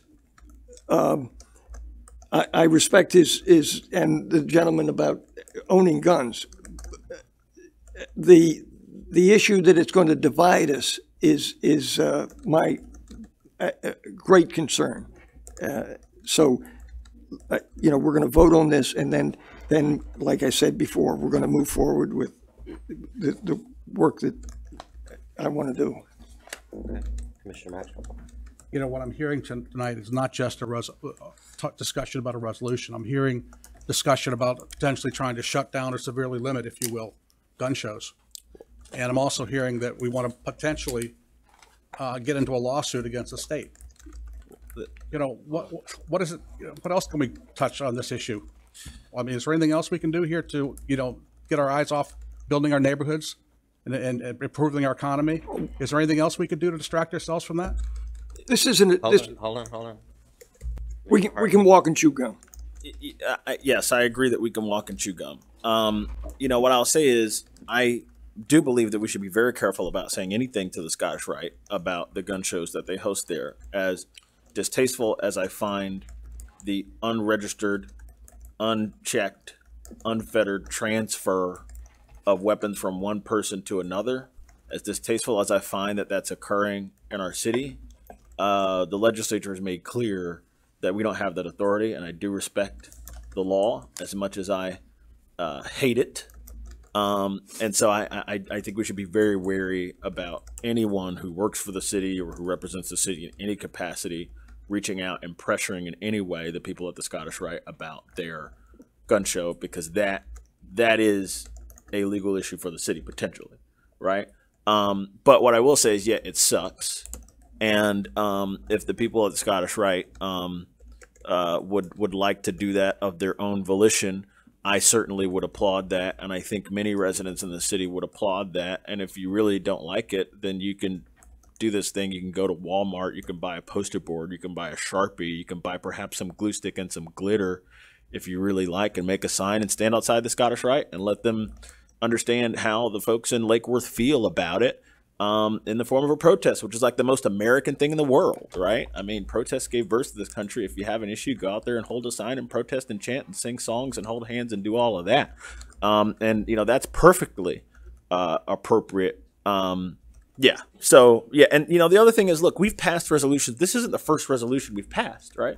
This isn't the first resolution that we've passed that people in the community disagree with one or more of us up here, right? And it's no different from any of those. So, you know, not everybody is going to agree with what we do. And insofar as it's a national issue, it's a national issue because our state legislature ensured that the only people who can make laws about this are people who work in a remote capital over 1,000 miles away, right? They wanted to make sure that the people who can, be heard the most by residents, which are those of us here. I get more emails, and I actually read my emails. I might not respond on the same day, but especially during testing season. But I at least read all my emails, and I try to respond as quickly as I can, right? And so the legislature made sure that this, from a substantive standpoint, couldn't be a local issue. This is the only thing we can do, right? It's just not going to harm anybody. And if anyone is offended by what we're doing, just understand all we're doing is speaking. This is like the most American thing in the world. All we're doing is having a discussion about what we value, right? And that should not be objectionable. Okay, we have a motion and a second. We've heard from the public. All those in favor, say aye. Aye. Aye. Awesome. Carries. Awesome. 4-0. 4-0. 4-0. Okay, moving on. Resolution 242018, welcoming city. Commissioner Hardy. So, You have to have a motion. Oh, so moved. Oh, sorry. I knew that. Is there a second? Yes, there is. Commissioner Robinson. I got a call from somebody pretty early, after being elected about this issue. West Palm passed a welcoming cities ordinance. And, at the time, and still, today, I want to talk about it at the time. Like right now, there are people in this city who feel very, very uncomfortable, right? Who are like worrying about whether or not they're going to see their parents, or whether or not they're going to see their kids, or whether or not they're going to see their auntie or their uncle or their brother or what have you. They're worrying about whether or not they're going to be deported. As a matter of fact, there's a gentleman who works just across the bridge there and a little bit up for Pizza Al Fresco, which is a great place. He's been managing that place. He thought he had a visa for years and years and years, and he's going to go to a mandatory check-in that happens periodically. He's not sure if he's going to be deported. He's married to an American. His children are American. He may go to a country that he hasn't seen in years. And so there are people here in this city who want to know where we stand on this issue, because they want to be welcome, right? And the other thing is, this issue affects us, not just in terms of, okay, where do we stand, what are our values, right? But also affects us every 10 years when we have this thing called a census, right? So this administration has made sure that they're going to put on the census a question that says, are you a citizen? Now, we all know what that's about. They're not trying to gather information here. What they're trying to do is intimidate people who might answer the census. This has a number of effects. First of all, if you answer the census and they answer yes, right, I'm not sure that that information can't be used to try and track them down if they're not a citizen. That's number one. Number two, if you get that and you're undocumented, and you're not sure whether or not you can answer yes or no, you might not turn it in, right? And that harms the areas in which these people live. So everybody knows that we have a shadow population here of between 5,000 and 15,000 people that are not counted by the census for a number of reasons. This will add to that shadow population. It will make it more difficult for us to get funding that's dependent on our population, like CDBG money, that's population dependent, right? And other types of funding that we may get, such as the grant money that we're trying to get that's related to poverty in the city. All that depends on our population. And if we get another undercount because people are afraid to answer, anyway, the point is are lots of issues that makes this pertinent right here for the city. This is a local issue as much as it is a national or a state level issue. And I just want people in the city to know that they're welcome no matter where they've come from, no matter what their legal status is. That's important. No matter what your legal status is, you're welcome here in this city. And we're not going to do anything to try to harm you or to sunder your family. So that's why I asked for it to be brought forward. Yeah, I can't wait to see it passed as well. Okay. Any other comments? We'll go to the public. Sam Goodstein, followed by Joanne Golden. I'm going to suggest we consider this. Are we going to be appalling or appealing? And this is another issue where, well, we get the potholes filled, which has to be done. We also have to look at the city and say, when people turn to Lake Worth, are they going to think, oh, Riviera Beach, they're good people, but they get too much to work on. Or are they going to think, oh, Miami, they have everything.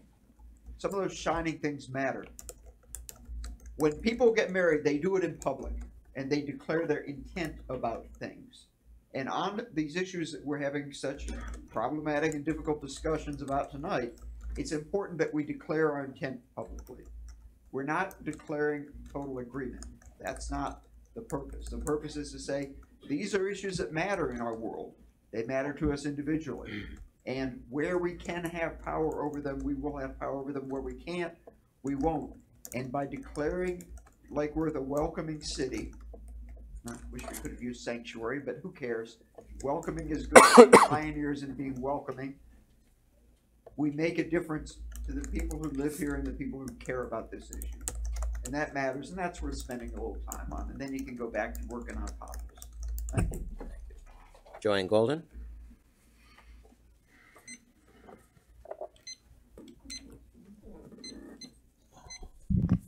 Joanne Golden, 502 North Palmway. In 1984, I traveled with Reverend William Sloan Coffin and a bunch of other religious people to bear witness to the atrocities taking place in Central America. I had witnessed the horrors of refugee camps in El Salvador and Honduras and the destruction of villages and communities. The killing continues today with environmentalists, lawyers, journalists, and workers risking their lives promoting justice around the world. I moved to Lake Worth in 1989 and felt that the city embraced all of its residents. There seemed to be a moral obligation to protect the most vulnerable among us. In 2004, the City Commission passed Resolution 02-2004 regarding Homeland Security and American economic security as they relate to undocumented residents in our community. In addition to confirming the economic and community advantages of our immigrant population, this resolution changed the wordage from undocumented aliens to undocumented residents. Again, in 2011, the City Commission passed Resolution number 11-2010, whereas immigrants are essential to the state of Florida economy, and whereas the state of Florida, the city of Lake Worth, and our nation as a whole deserves and needs comprehensive immigration reform, which will stop current practices that result in divided families, unnecessary fear in the immigrant community, and enforcement practices which are not effective or meaningful. My question about this resolution has to do with the fact that we regard agencies in this resolution as being in conforming our feeling that we should respect everybody who lives here. Is the Palm Beach Sheriff's Department an agency? And if so, are they complying with ICE agents and using the funds we provide to protect our city, paying to provide a federal enforcement duty? If so, our undocumented resident community will still live in fear, and our city will continue to turn a blind eye to the importance of all our residents to be respected, protected, and welcomed into our community. Thank you. Thank you. And thank you for bringing it up, Commissioner Harden. Thank you. Okay, we have a motion and a second. Is there any more conversation? Commissioner Maxwell. His was up first. Okay, Commissioner Hardy. Yeah, I'll just say for those who might be concerned about federal funding and other such things, you know, I often lament the fact that we are a small city and unable to afford, you know, to staff our own departments, whether it's fire or, you know, whatever, right? So, you know, we have Palm Beach Fire Rescue, we have PBSO. They do an amazing, amazing job for us. They bring resources that we don't really have in serving our city, and that's wonderful. The thing is, we're insulated from a lot of the pressures that other cities might face on this issue, right? So West Palm Beach, they have their own police department. They get funding from the Department of Justice, from the Cops Bureau, I believe, of the Department of Justice, and from what they call it, the Bureau of Justice Assistance at the Department of Justice, which like writes grants to cities for law enforcement, right? So like to some extent, cities that have their own police department, like they're kind of beholden to the Justice Department, because the Justice Department, you know, depending on how this lawsuit works out, has the ability to attach strings to their money. We don't have that same issue because we don't have our own police department. We don't have fire. The only other federal funding that we get, I believe, is CDBG, and that comes through the county to us. So we're not a direct recipient of any money from the federal government. And so as far as I understand, that's not really an issue. So there's no real legal liability here that I can understand. I don't know. But at least that's the way that I've seen things. And yeah, you know, Sheriff Bradshaw has a policy on this. It has changed, I think, a little bit, you know, in the last 18 months or so. Whatever his policy is, you know, that's his policy. So, yeah. Commissioner Maxwell. Yeah.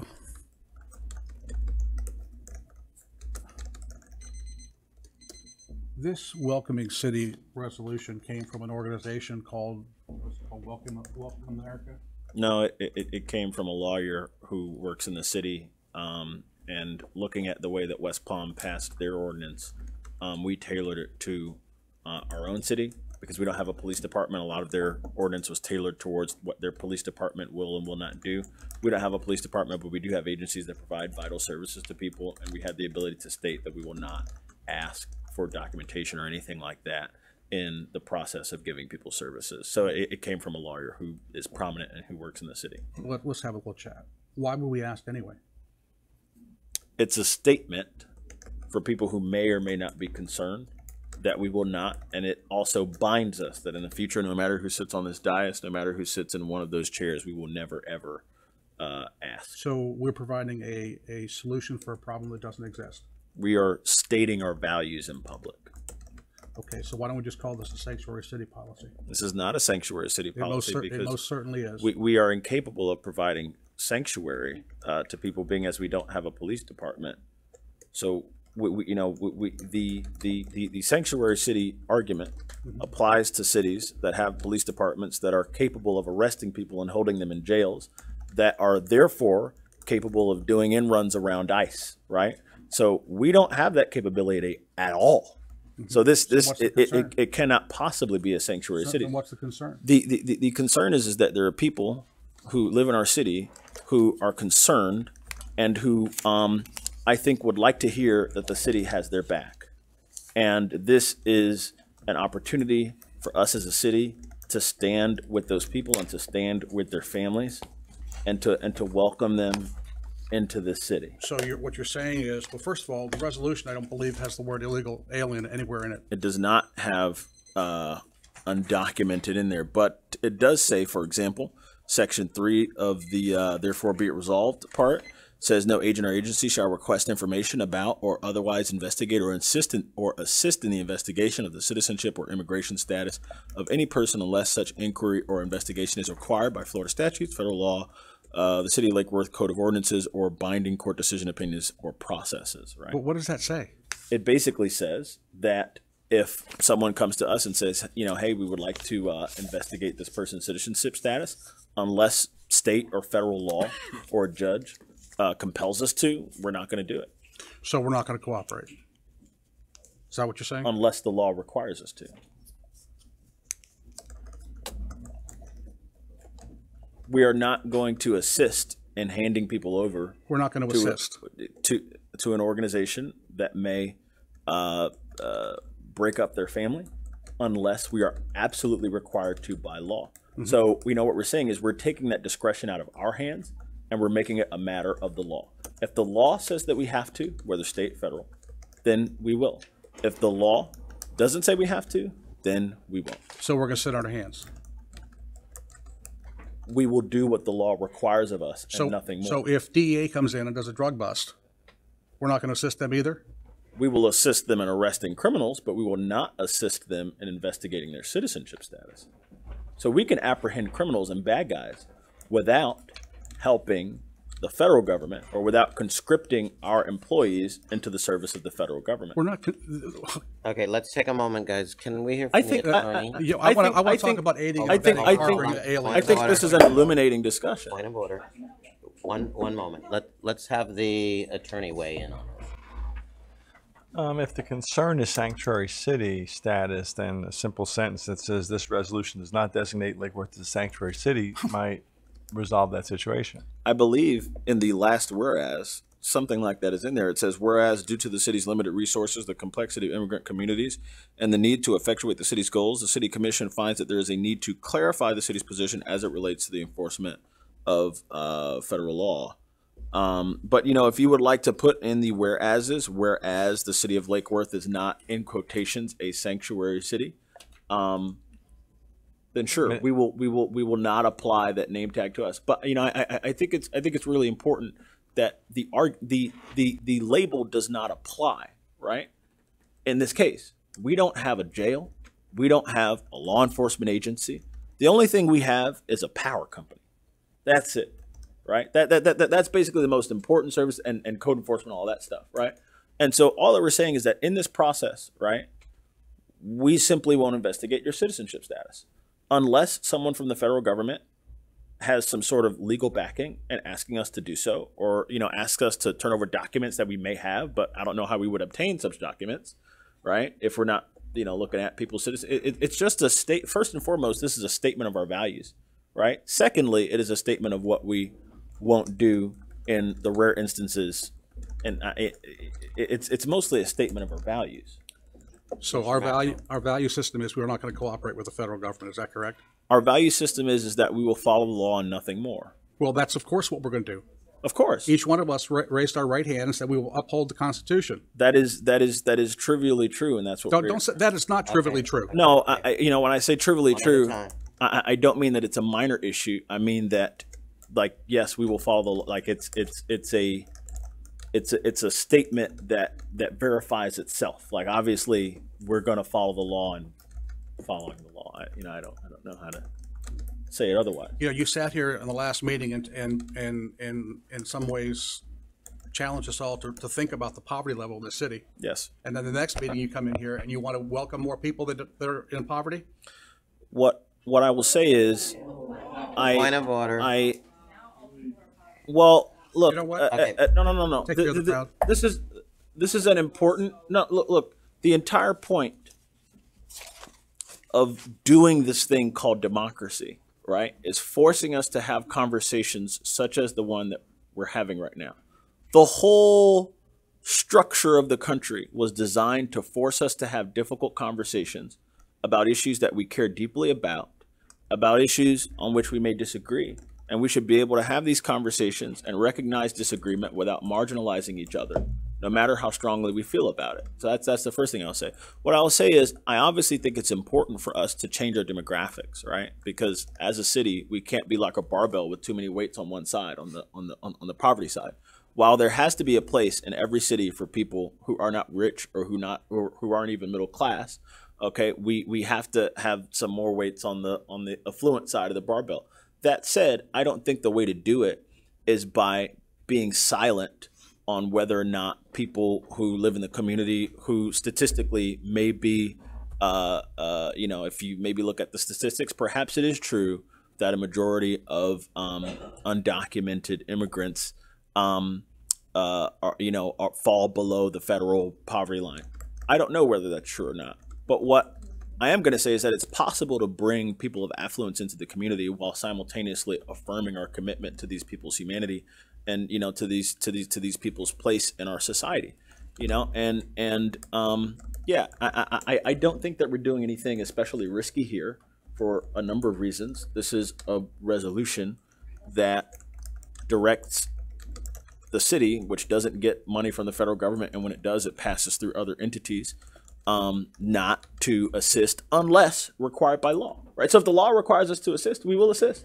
Like, we're not breaking the law.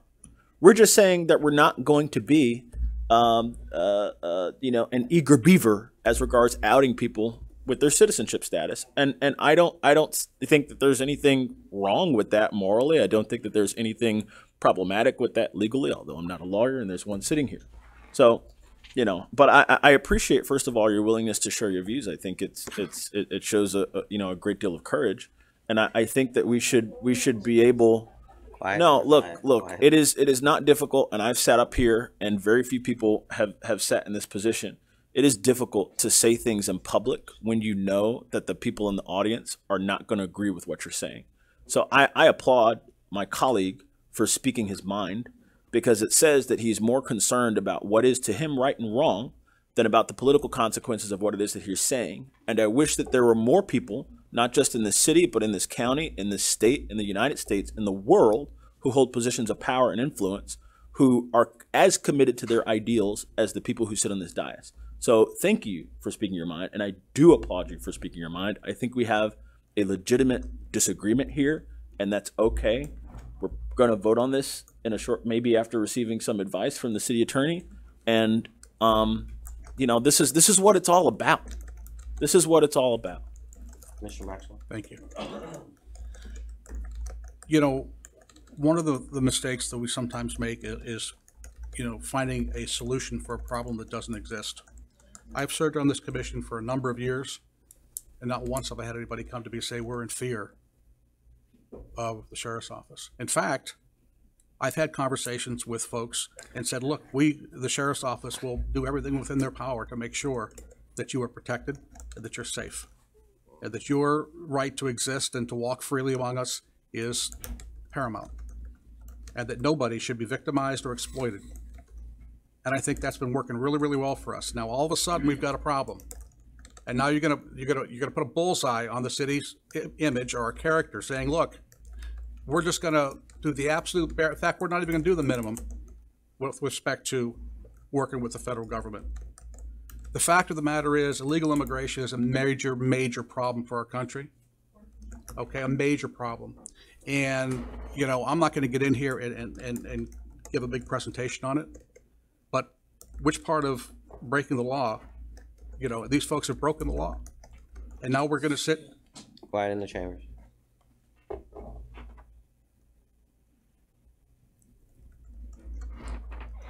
Nowhere in this document does it speak to illegal aliens. You fluff this up, you gloss it over. This is another example of just let's repackage the same old tired argument of a sanctuary city. We are not going to be a sanctuary city. That is true. And having that at the bottom of the resolution doesn't change the reality. You can put on paper all day what you want to put on there. What you do in practice is what the reality of it is. Okay? So, I'm going to fight this one tooth and nail, and we better not go down this road. All I can say is we better not go down this road. Okay. Well, yeah. We all speak passionately about things that we believe in. Being as my colleague is a Catholic, I'll quote some St. Thomas Aquinas, right? Lex in justa non est lex, an unjust law is not a law, right? That said, we've chosen to follow the law. What we're saying here explicitly is that we will follow the law, especially when asked, but we will do no more than that, right? And that's okay, right? That is, think of like a speed limit, right? Speed limit says you're not going to go any more than 35. I don't consider myself doing the bare minimum if I'm going 35, right? I don't consider myself any more virtuous if I do 25, right? I make a judgment about myself as to whether or not I'm a law-abiding citizen based on whether or not I follow the law, right? So there's nothing wrong with doing exactly what the law prescribes, and that's what we're saying here. We will do as regards immigration and helping the federal government. We will do exactly what the law says we should do. Then why are we having a resolution? Because it also sends a message to the people who live in this community who would like to feel more comfortable than they feel right now, who are missing school. We forget about when Erica Whitfield came here and said that after last year, this area's schools saw a precipitous drop in attendance, and that affects children's life chances.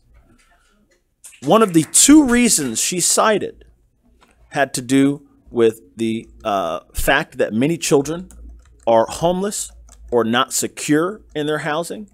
There are 4,000 that we know of, that the school district knows of, homeless children in Palm Beach County, one of the wealthiest counties in America. We have 4,000 homeless children. I've had several of them in my classes in my 2.5 years teaching. And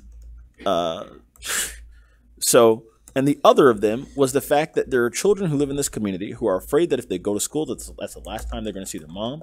That's the last time they're going to see their brother. That's the last time they're going to see their abuela or their abuelo or their cousin or whoever it is that lives in their house. And these people, I think, will be warmed by our resolution here this evening. And insofar as we have the ability to warm their hearts and to make them feel more secure in living in this city, and to make them feel safe and welcome, and as if they have a place here, we have the obligation to do so. The first words of President George W. Bush's inauguration, after he thanked all the dignitaries, was, "We all have a place in this long story we call the American story." Right? We all have a place, and there are people right now, many, many people right now, who do not believe that they have a place, and it is our job, particularly when members of the federal government and representatives have made it their business to signal to them that they don't have a place. It is our responsibility to let them know they have a place here, and that we will provide moral leadership in this city. And we will do so in whatever way that we are empowered to do so. And so, we're not saying that we're going to contravene the laws of the state or the laws of the republic. We're just saying all we will do is follow them. All we will do. Then why the need for resolution? As I said, the resolution signals to the people here in the city that we believe in their place here in this 7 square miles. That's all. It's a signal to them that they belong here with us. Okay. And not in a legal sense. Oh, that's my point. In a sense that says, hey, look, we don't make federal immigration law, but we can determine whether or not you feel welcome here. And that's what we're doing. Okay. I just want to make a quick comment. I hear from a lot of people in the city of Lake Worth. I grew up poor, and there's a lot of poor people in the city of Lake Worth, and they're not all undocumented. And they are concerned on so many different levels. I had a meeting with some of the leaders in those communities, and I said, one thing that growing up poor, my mother always said, this is where the documents are. If you come home one day and I'm not here, this is who you go to. This is where the hidden key is outside. A lot of these people don't have that communication. I personally don't feel that, schools and churches are sanctuaries like they say they are. So I'm more concerned for a child. At the end of the day, I'm concerned for the child, that when the child comes home and the parents are no longer there for whatever reason, that they have nowhere to go and they don't have anything anywhere safe. We already have a problem feeding our children. We already have a problem, housing our people. At the end of the day, we do have a 2020 census coming up, and my message is everyone in the city, every human in the city needs to be counted, no matter who you are or what your status is. Because like Commissioner Hardy said and Commissioner Robinson said, this is money coming to the city. This is what our city looks like. This is what our city's status is. And we've been undercounted for so many years because some people are scared. We need to send a clear message that, whatever your status is, whatever your poverty level is, that you are safe here and that you need to be counted. And unfortunately, some of the documentation, and I said it last time, gay and lesbian is not on the list to be counted. So, I'm going to vote for this tonight, and we do have a motion on the table in a second, and we'll hear from our attorney.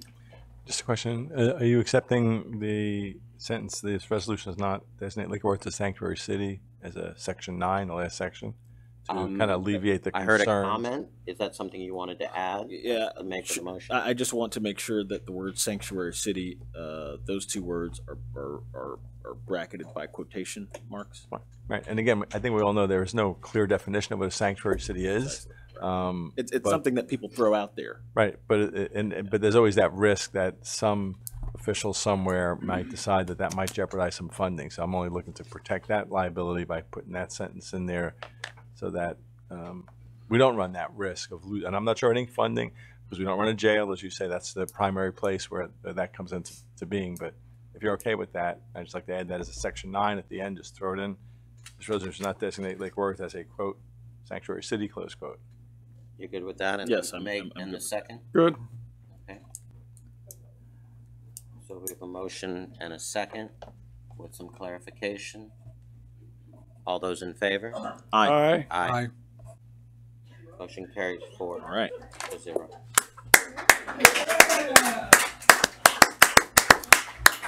Okay, moving on. Lake Worth Electric Utility presentation.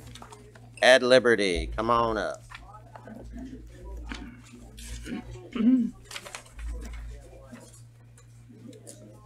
Good evening. Good evening, everybody. Thank you for having me here this evening. What do you got? Thank you for being here. Well, thank you for being patient. Like many of us, I was awoken on the evening of the 9th. Actually, early in the morning of the 10th. I was busy closing on my home in New Jersey so I could relocate here. Got a call from Walt, actually from Jason, letting me know letting me know what happened. So I thought it would be helpful for me to come here tonight and walk the team through exactly what took place that night and what we're doing about this going forward. First of all, I'll begin with saying that at about 11:10, we say 11:10 within a few microseconds of 11:10, we had a device fail at the Hypoluxo substation. This is the point of main interconnection to the FPL grid through which all of the power for the city comes in. The device that failed is referred to as a current transformer. We call it a CT in the industry, but it's a device that stands about 8 foot tall. In this particular picture, it's up on top of a pedestal, but the device itself is roughly 8 feet or more high. What this device does is it measures the amount of amps or current that is flowing through a conductor and allows us to calculate, it's basically a metering device. It allows us to calculate how much current has come through, and we can calculate then how many kilowatts or megawatts have actually come into the city through that particular circuit. This device did fail catastrophically and suddenly. There was no advance warning that it was about to fail. And when it did fail suddenly, about 15 to 16,000 amps went to ground. It was a ground fault instantaneously, which then, as they are programmed to do, caused 2 breakers, what we call the W9 and W15 breaker, to open, which then left the city without power. That failure occurred. That was actually a large fireball, instantaneous fireball. That's a tremendous amount of energy that is trying to go to ground immediately through any path it can possibly find. That switch yard is protected by a large ground mat and grounding system, in addition to there being what we call static lines that run along the transmission line, the transmission towers, which are intended to protect the transmission lines from things like lightning strikes and overcurrent in a ground situation. There was so much energy that went to ground, some of it went through the static wire or through the static line overhead. And what we can see here, if you look up about a little bit more than halfway up the picture, there's a line that's coming from the top left down to the bottom right across the phases. That is the static wire that melted because of the 16,000 amps that was seeking its path to ground. Some of it actually went up and into the static line, we believe, melted the static line, which then fell across the phases coming in from FPL. At that point, we were already cut loose from FPL. The system had acted to protect itself and protect what we call the bulk energy system, which is the FPL grid, protected the FPL grid and the rest of the grid in the state from the fault that occurred here at the city. When that tie line went out, it also took out 3 other stations that were feeding other municipalities further south from us, out of the Lantana, Quantum, and Boynton stations that feed cities to the south and slightly southwest of us. In total, not counting the city of Lake Worth, I believe about 43,000 customers of FPL were affected by this outage instantaneously. I'd like to commend both FPL and Palm Beach County Fire and Rescue. They actually got to the scene first. We arrived a short while after, within minutes. The best course of action was determined at that point to allow the fire to burn itself out rather than try to approach the substation and pour water onto the situation. So good decision that was made to allow it to basically burn itself down to a smaller fire. And then I believe City of Lake Worth personnel were able to put the fire out with a handheld fire extinguisher, if I understand correctly. So that took care of that. The team immediately began a number of course of action. So obviously PBSO and the Village of Palm Springs police departments were active providing, police coverage, traffic control, and patrolling neighborhoods for safety reasons. The team of FPL began troubleshooting and working with our engineers right away to determine what was the most expeditious way to get the circuit back in service so they could also make the isolations necessary so they could do two things. One was keep the workers safe who needed to go up and do these repairs, because even though it was out of service at that moment, it needed to be made open, have visible opens to actually go up on this 138 kV infrastructure and begin their repairs. They also needed to quickly get the other towns to the south of us restored to service. So that work began immediately. What you can see here is that fireball and that carbon residue from the fire coated the insulators and the steelwork in the yard. And that, if you will, that residue is also conductive. So if you have 138,000 volts flowing through these areas, it'll coat these insulators and it'll actually track across the insulators, which defeats the purpose of the insulator. So you actually have to manually clean these insulators with rags and alcohol and get them ready to go back to service. So they all have to be wiped down to get that soot off them and prevent any flashover at the point of re-energizing and bringing the circuits back. Next slide. This is a timeline of what took place. We have it in minutes. A lot of these things we have actually down to the microsecond. That's a micro of a second, and our relay protection devices will track these things. I'll point out that we looked at the data quite intensely to see at what point the failure occurred. Was there any warning? And I'll talk about that. And there was not, but I'll come back to that. So at 23:10 military time, the tie line was de-energized due to the issue. By 23:20, we had the main yard completely isolated. And at 23:21, so 11 minutes after the incident, system operations and the power plant folks immediately started bringing on generation. First thing was to bring on what we call the M units at the power plant, to bring those up so we can begin to restore auxiliary power to energize systems that bring the plant to life. We were notified at that point at 23:45 by the fire departments. At this point, we didn't yet know that we actually had a fire down at the Hypoluxo yard, because it's not a manned yard. There's no staff there. It's 3 or 4 miles south of us, and there's no cameras there. There will be in the future. But we learned that there was a fire there and that they were responding to the fire, and FPL was there as well. 23:52, and I don't have to go through each one of these, but we went through the startup procedure to start the plant up and begin bringing generation online to then restore power to the residents of the city. By 6:47 or 6:40 in the morning, we did restore the tie line. In the intervening time, a fair amount of the customers, a large majority of them, were restored to service with the power plant itself. So there were very few customers that actually experienced an outage from, let's say, 11:10 at night to 6:40 the next morning. The vast majority were brought on in phases throughout the night, and then by 6:40 in the morning, we brought the whole city back over onto the tie line and restored power. There were a few customers that were restored later on, I believe about 48 or 50 some odd customers, because we did have some problems with some circuits that were overloading as we were bringing them back in service. So if you can imagine, for a period of 6 or 7 hours, refrigerators were off, other air conditioning systems were off. When they first start up, they have experienced a large inrush of current. That will tend to overload a circuit, or could overload a circuit. So there were some problems that we had to go back and clean up. That affected, if I understand it correctly, about 50 customers or so, and re-energization. So Concurrent, by the way, with the timeline on the left, staff was also starting up the other equipment that has a longer startup time. So the things that can be started immediately were, and the things that require time to raise steam pressure, steam flows, get turbines ready to roll, that was underway as well. Root cause, this failed CT or current transformer was a device that we had used previously in the city. It was not a brand new device. It had been stored for a number of years. However, it was tested prior to being put back in service, and everything tested okay. We have the data. We are sharing that with FPLs, and we'll be going out to an independent lab to do a peer review and also inspect the device to try to determine the cause of the failure. Looking at the data that we have, the oscillograph data, recorded data that our systems collected, up until 2 seconds prior to the failure, there were absolutely zero indications that this device was breaking down in any way or beginning to fail. Electrically, it was performing absolutely fine, and suddenly 2 seconds, in that final 2 seconds, it failed catastrophically. That is a concern.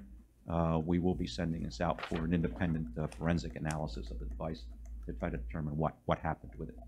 There are 2 others like it that are in service today. They remain in service. We're concerned. We need to know the answers on the forensics to determine if we should remove those. The difficulty in removing those is that we'll have to do an island operation, come off the grid, go back on our own generation for a few hours to remove those things from service, and then go back into service. At this point, we see no indication on those devices that they are about to fail. Other issue I want to address is the human performance during this. Obviously, we know what happened to the mechanical performance, electrical performance of this device, and the consequences. But I do want to give a shout out to the people that made the city possible to come back and brought the city back in a short period of time. There was outstanding and excellent teamwork between the City of Lake Worth Utility and FPL and Palm Beach Fire and Rescue at the site. I don't think that anybody was worrying about whose device had failed, who was to blame. The focus was on safety, containing, and then returning the customers to service as quickly as possible. The cooperation was outstanding. PBSO and Palm Beach, or rather Palm Springs PD, actually self-initiated their response when they saw how widespread the outage was, and began providing their services and assisting as they could as well. Our utility employees are to be commended, and I will be writing letters, files for each one of the employees that was involved with this. They did an outstanding job. Both management and our unionized employees did an outstanding job. Fortunately, this occurred at a time when there was nobody in that switch yard. Don't want to even think about what could have happened. The sudden failure didn't cause this device to explode and send shards of porcelain through that yard, which would have had us out of service for much, much longer. And it also happened at a time when there was a shift change happening, so we had extra people in the control rooms or in the rooms when this occurred, right? I looked at my team here. They were there that night shortly after. So we had extra people on staff to begin executing the switch orders to isolate the system and bring it back online, and also handle phone calls. I know at this period of time we had a large inrush of phone calls, customers trying to call outages, frustrated they couldn't get someone on the phone, recognizing that the people that would have answered the phone were busy getting plants started and issuing instructions to the people in the field to isolate equipment. So outstanding work by the teams in system operations, engineering, and the power plant and T&D operations, the troubleshooters, the line crews, all did an excellent job. As is part of the routine and things like this, since this was a transmission outage, we did have to notify the Florida Reliability Coordinating Council and let them know that an event occurred. We're very mindful of those timelines, and we did report as necessary to them as well. So they were well aware. OUC, who's our power purchase provider, was notified promptly as well, and the other agencies that take care of routing power in this direction were aware of as well, including the folks that needed to know to make sure there was gas in the pipeline to fuel the plant as we started up. So that all worked very, very well. I think that concludes. I see at least one light. Thank you. So I know we one have light. a question. Omari Hardy. One light, 2 questions. Yes. The first is, okay, so we're sending this field device to a lab to be forensically analyzed? Yes, we're going to try to first identify which lab is the right one to do this analysis. We've preserved the device. Okay, so like other than to satisfy our own curiosity about what happened and why, and other than to figure out what equipment to buy, not to buy, and how to store it and how to maintain it, all that stuff. What is this forensic analysis useful for? Determining the root cause and help us understand if we need to remove the other two from service if we believe that they're about to fail. If this was a random failure of an electric device, or if it was the act of a bad act. Okay, and I guess the other thing would be, potential, bad design, bad manufacturing. Is that something that we might think about here? It's possible, although this device has been in service for, I don't know how long, but it was a number of years in another location in the city, and then laid up, but tested well. It's unusual for these devices to fail in this manner. If it failed for reasons that are outside of our control that have to do with the manufacturer, what have you, will you come back to us and let us know? Yes, but because of the age of the device, it's probably well beyond a warranty. Okay. But it could be generic to this class of equipment. It would be good for the industry to know that. Okay. That we'd had a failure like this. Okay. It would not be unusual for subject matter experts in this field to share this information at conferences, for example, and in the industry, so that other people can be on the lookout for that. Those must be very interesting conferences. Yes, they are. and I have to thank you. I don't tend to go to those myself. I leave those to people who are really subject matter experts. But yes, it would be useful for the industry to share that information and know what happened. Yeah, and I thank you for the way that you described it and explained it to us. I'm waiting for Ben Affleck to write that screenplay. It seems like our guys did an amazing. Pick who plays? Unfortunately, not. It'll be like Broadway. Nobody from the actual show makes it to the movie. But look, you and your guys did an amazing job, and we can't thank you enough. The pictures that we've seen show just how hard our guys work. To restore everybody to the city to comfort when there's an issue, and I appreciate it. My last thing is, I was under the impression that we could generate enough power, right, to serve all of our residents in the event that the tie line is compromised in some kind of a way. And it's clear that in this event that we did not, at least within the 7 hours or 7.5, however many hours that it was, that power was out. And I'm wondering, why couldn't we, with what we have here between the solar field, and our plant here, generate enough power to serve the whole city during that time period? Well, that's not the question I thought you were going to ask, but it's a very good question. Okay. So let me walk through that. Our plant will carry, should have been able to carry, and is designed to carry the full load of the city, certainly at this time of year. So if we had simply transferred power live from the FPL grid to our plant, basically bring up our plant and then drop off the FPL tie line, as we did a few weeks ago, certainly we can carry the load. Synchronize it. Synchronize it, exactly. And basically, we would run up to the full load or three-quarter load to match the requirement, and then we would bring down FPL and then open the tie line. And the plant is certainly capable of doing that. However, this is a total loss of power situation, so we're starting from zero.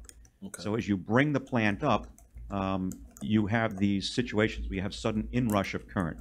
So you have generation that is now spinning, literally spinning, to make power, and you bring it onto the circuit. It suddenly draws down the capability of that generator, so it quickly tries to spin up to make enough power to keep that circuit in service.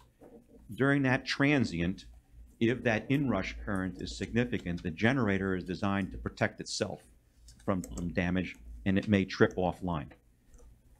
As we bring smaller circuits on, we're within the capability of our equipment to synchronize it and speed up and catch up with it.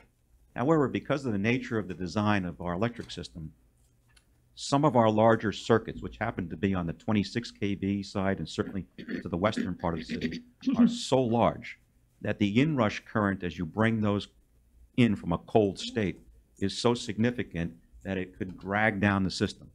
So the operators have to make that tough decision at that moment to say, are we going to bring on that 1,500 plus customer circuit and risk losing them all? So what we need to do is change the design of the system, and that's part of our system hardening and reliability improvement project, is to literally put, if you will, switches in those circuits to break them up into smaller pieces so that we can bring them on in smaller pieces at a time as opposed to just one big piece. That is something that is a fundamental flaw in the design of the system as it exists today.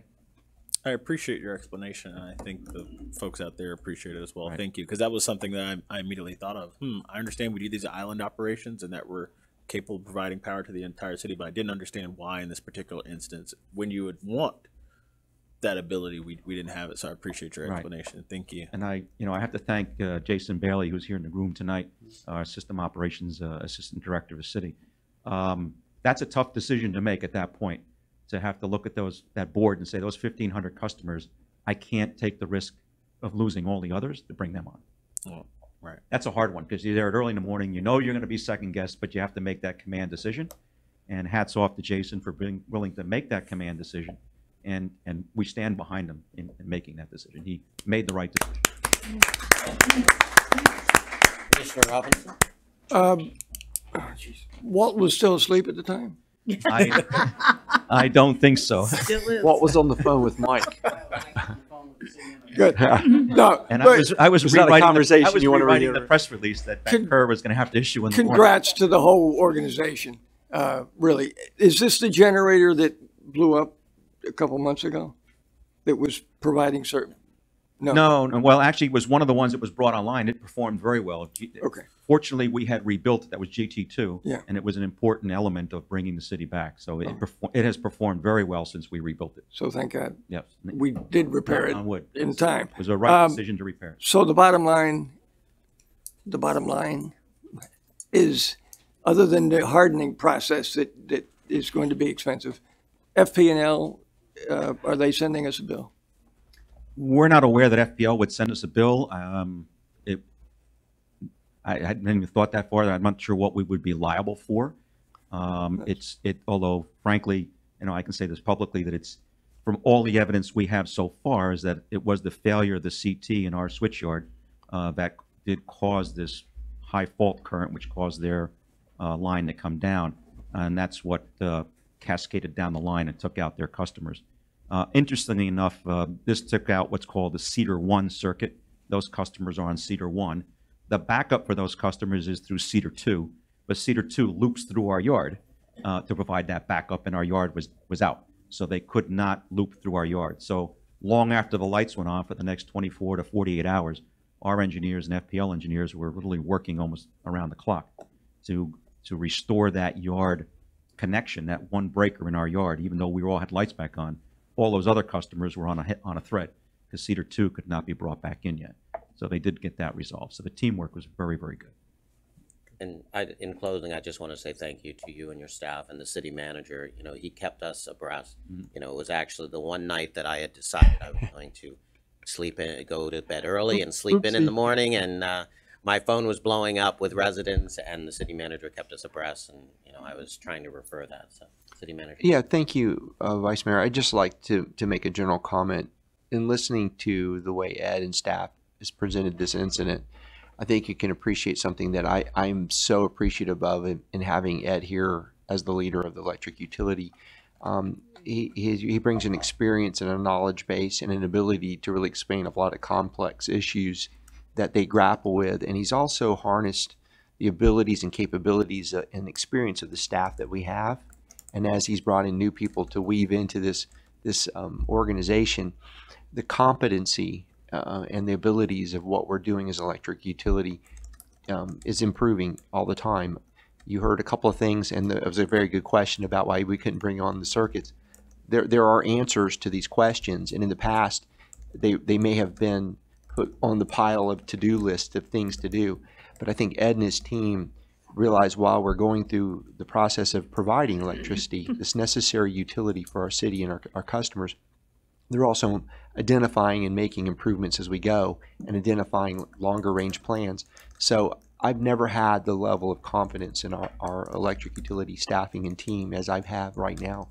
And I want y'all to appreciate, I think we've really got this right with this group here. And with Ed's leadership, I'm just really grateful and appreciative, and you'll be hearing more. And you'll be able to understand even more that I think in the past we haven't always had the ability to grapple with, because there's some tough electrical engineering and designs and issues that we've been dragging around for over 100 years, and these guys have got the formula. So I just want to give them kudos and thanks as well. Thank you. Absolutely, and also the residents. Because I was up all night, I jumped on social media, and I'm the native here, and this is the first time in a long time that I didn't see the crazy on social media. The residents were on, but they were talking about Mother Nature, and something happened, and when there were a couple people talking derogatory things, that y'all were jumping on them and saying, absolutely not. We love our city, and obviously there's a big issue. The whole city's out. Other cities are out. So I want to thank the residents because, it takes a village, and, it takes all of us going to social media and shutting down some of the negativity. It's amazing how many people are up at 2 and 3 in the morning. Absolutely. Thank you. I love this city. That's It's awesome. The message from staff is, for the residents that are here in the room tonight, and certainly the ones that may be listening and will read this, but this staff cares a lot, and it hurts when the system doesn't perform and when we don't get the reliability that we expect. And staff feels it. They carry it on their shoulders, so they don't take it lightly, and they're very concerned about it, and they're anxious to continue on this path to fix this system, to improve it. Are you listening, Kevin Thompson? That's a quote. Thank you. Thank you. And moving on, we have one consent agenda. So moved. Do I have a second? Second. All those in favor? Aye. Aye. Motion carries. Commissioner Maxwell, yes? Didn't you hear me? No, I didn't hear you. I'm sorry. Okay. Motion carries. Before we move on, I got a note. Regretfully, First Lady Barbara Bush has passed away. We will miss her. And City Attorney, anything from you tonight? Only requesting one of those attorney-client sessions in the pending litigation of City of Lake Worth versus Viva Verde South LLC, 15th Judicial Circuit, Palm Beach County, case number 502017 CA 0130938XXXXMBAI. The date, time, and location for this closed attorney-client session will be May 1st, 2018 at 4:30 p.m. at City Hall. Estimate the session will take no longer than 1 hour. Those intends to be the mayor, commissioner, city manager, myself, and outside special counsel for litigation, David Tulsa. Court reporter will be present. Closed session will be confined to settlement, negotiation, or strategy. Sessions related to litigation expenses. Thank you. Thank you. City manager. Just to follow up on a question, or I think it was a comment from Commissioner Maxwell about some of the visioning discussions that we've wanted to have. I currently have tentatively 2 workshop dates planned, one in May, I believe, Clerk, the 8th, tentatively. Could be the 8th. And June the 22nd. June 26th. Can we not have May the 8th? June 26th. Or June the 12th is also available. Okay, so we're working on some dates to have that follow-up discussions about the priorities and the strategic plan for what we're going to be working on in the next couple of years. So that's something that we're also having individual conversations, and I look forward to that. All right. And real quick before we close, can we get little calendars back? We used to have calendars so we could actually look at the date.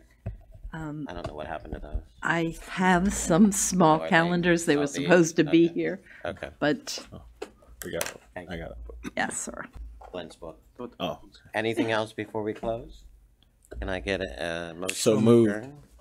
Second? Second. All those in favor? Aye. Good night. Thank you very much. Thank you.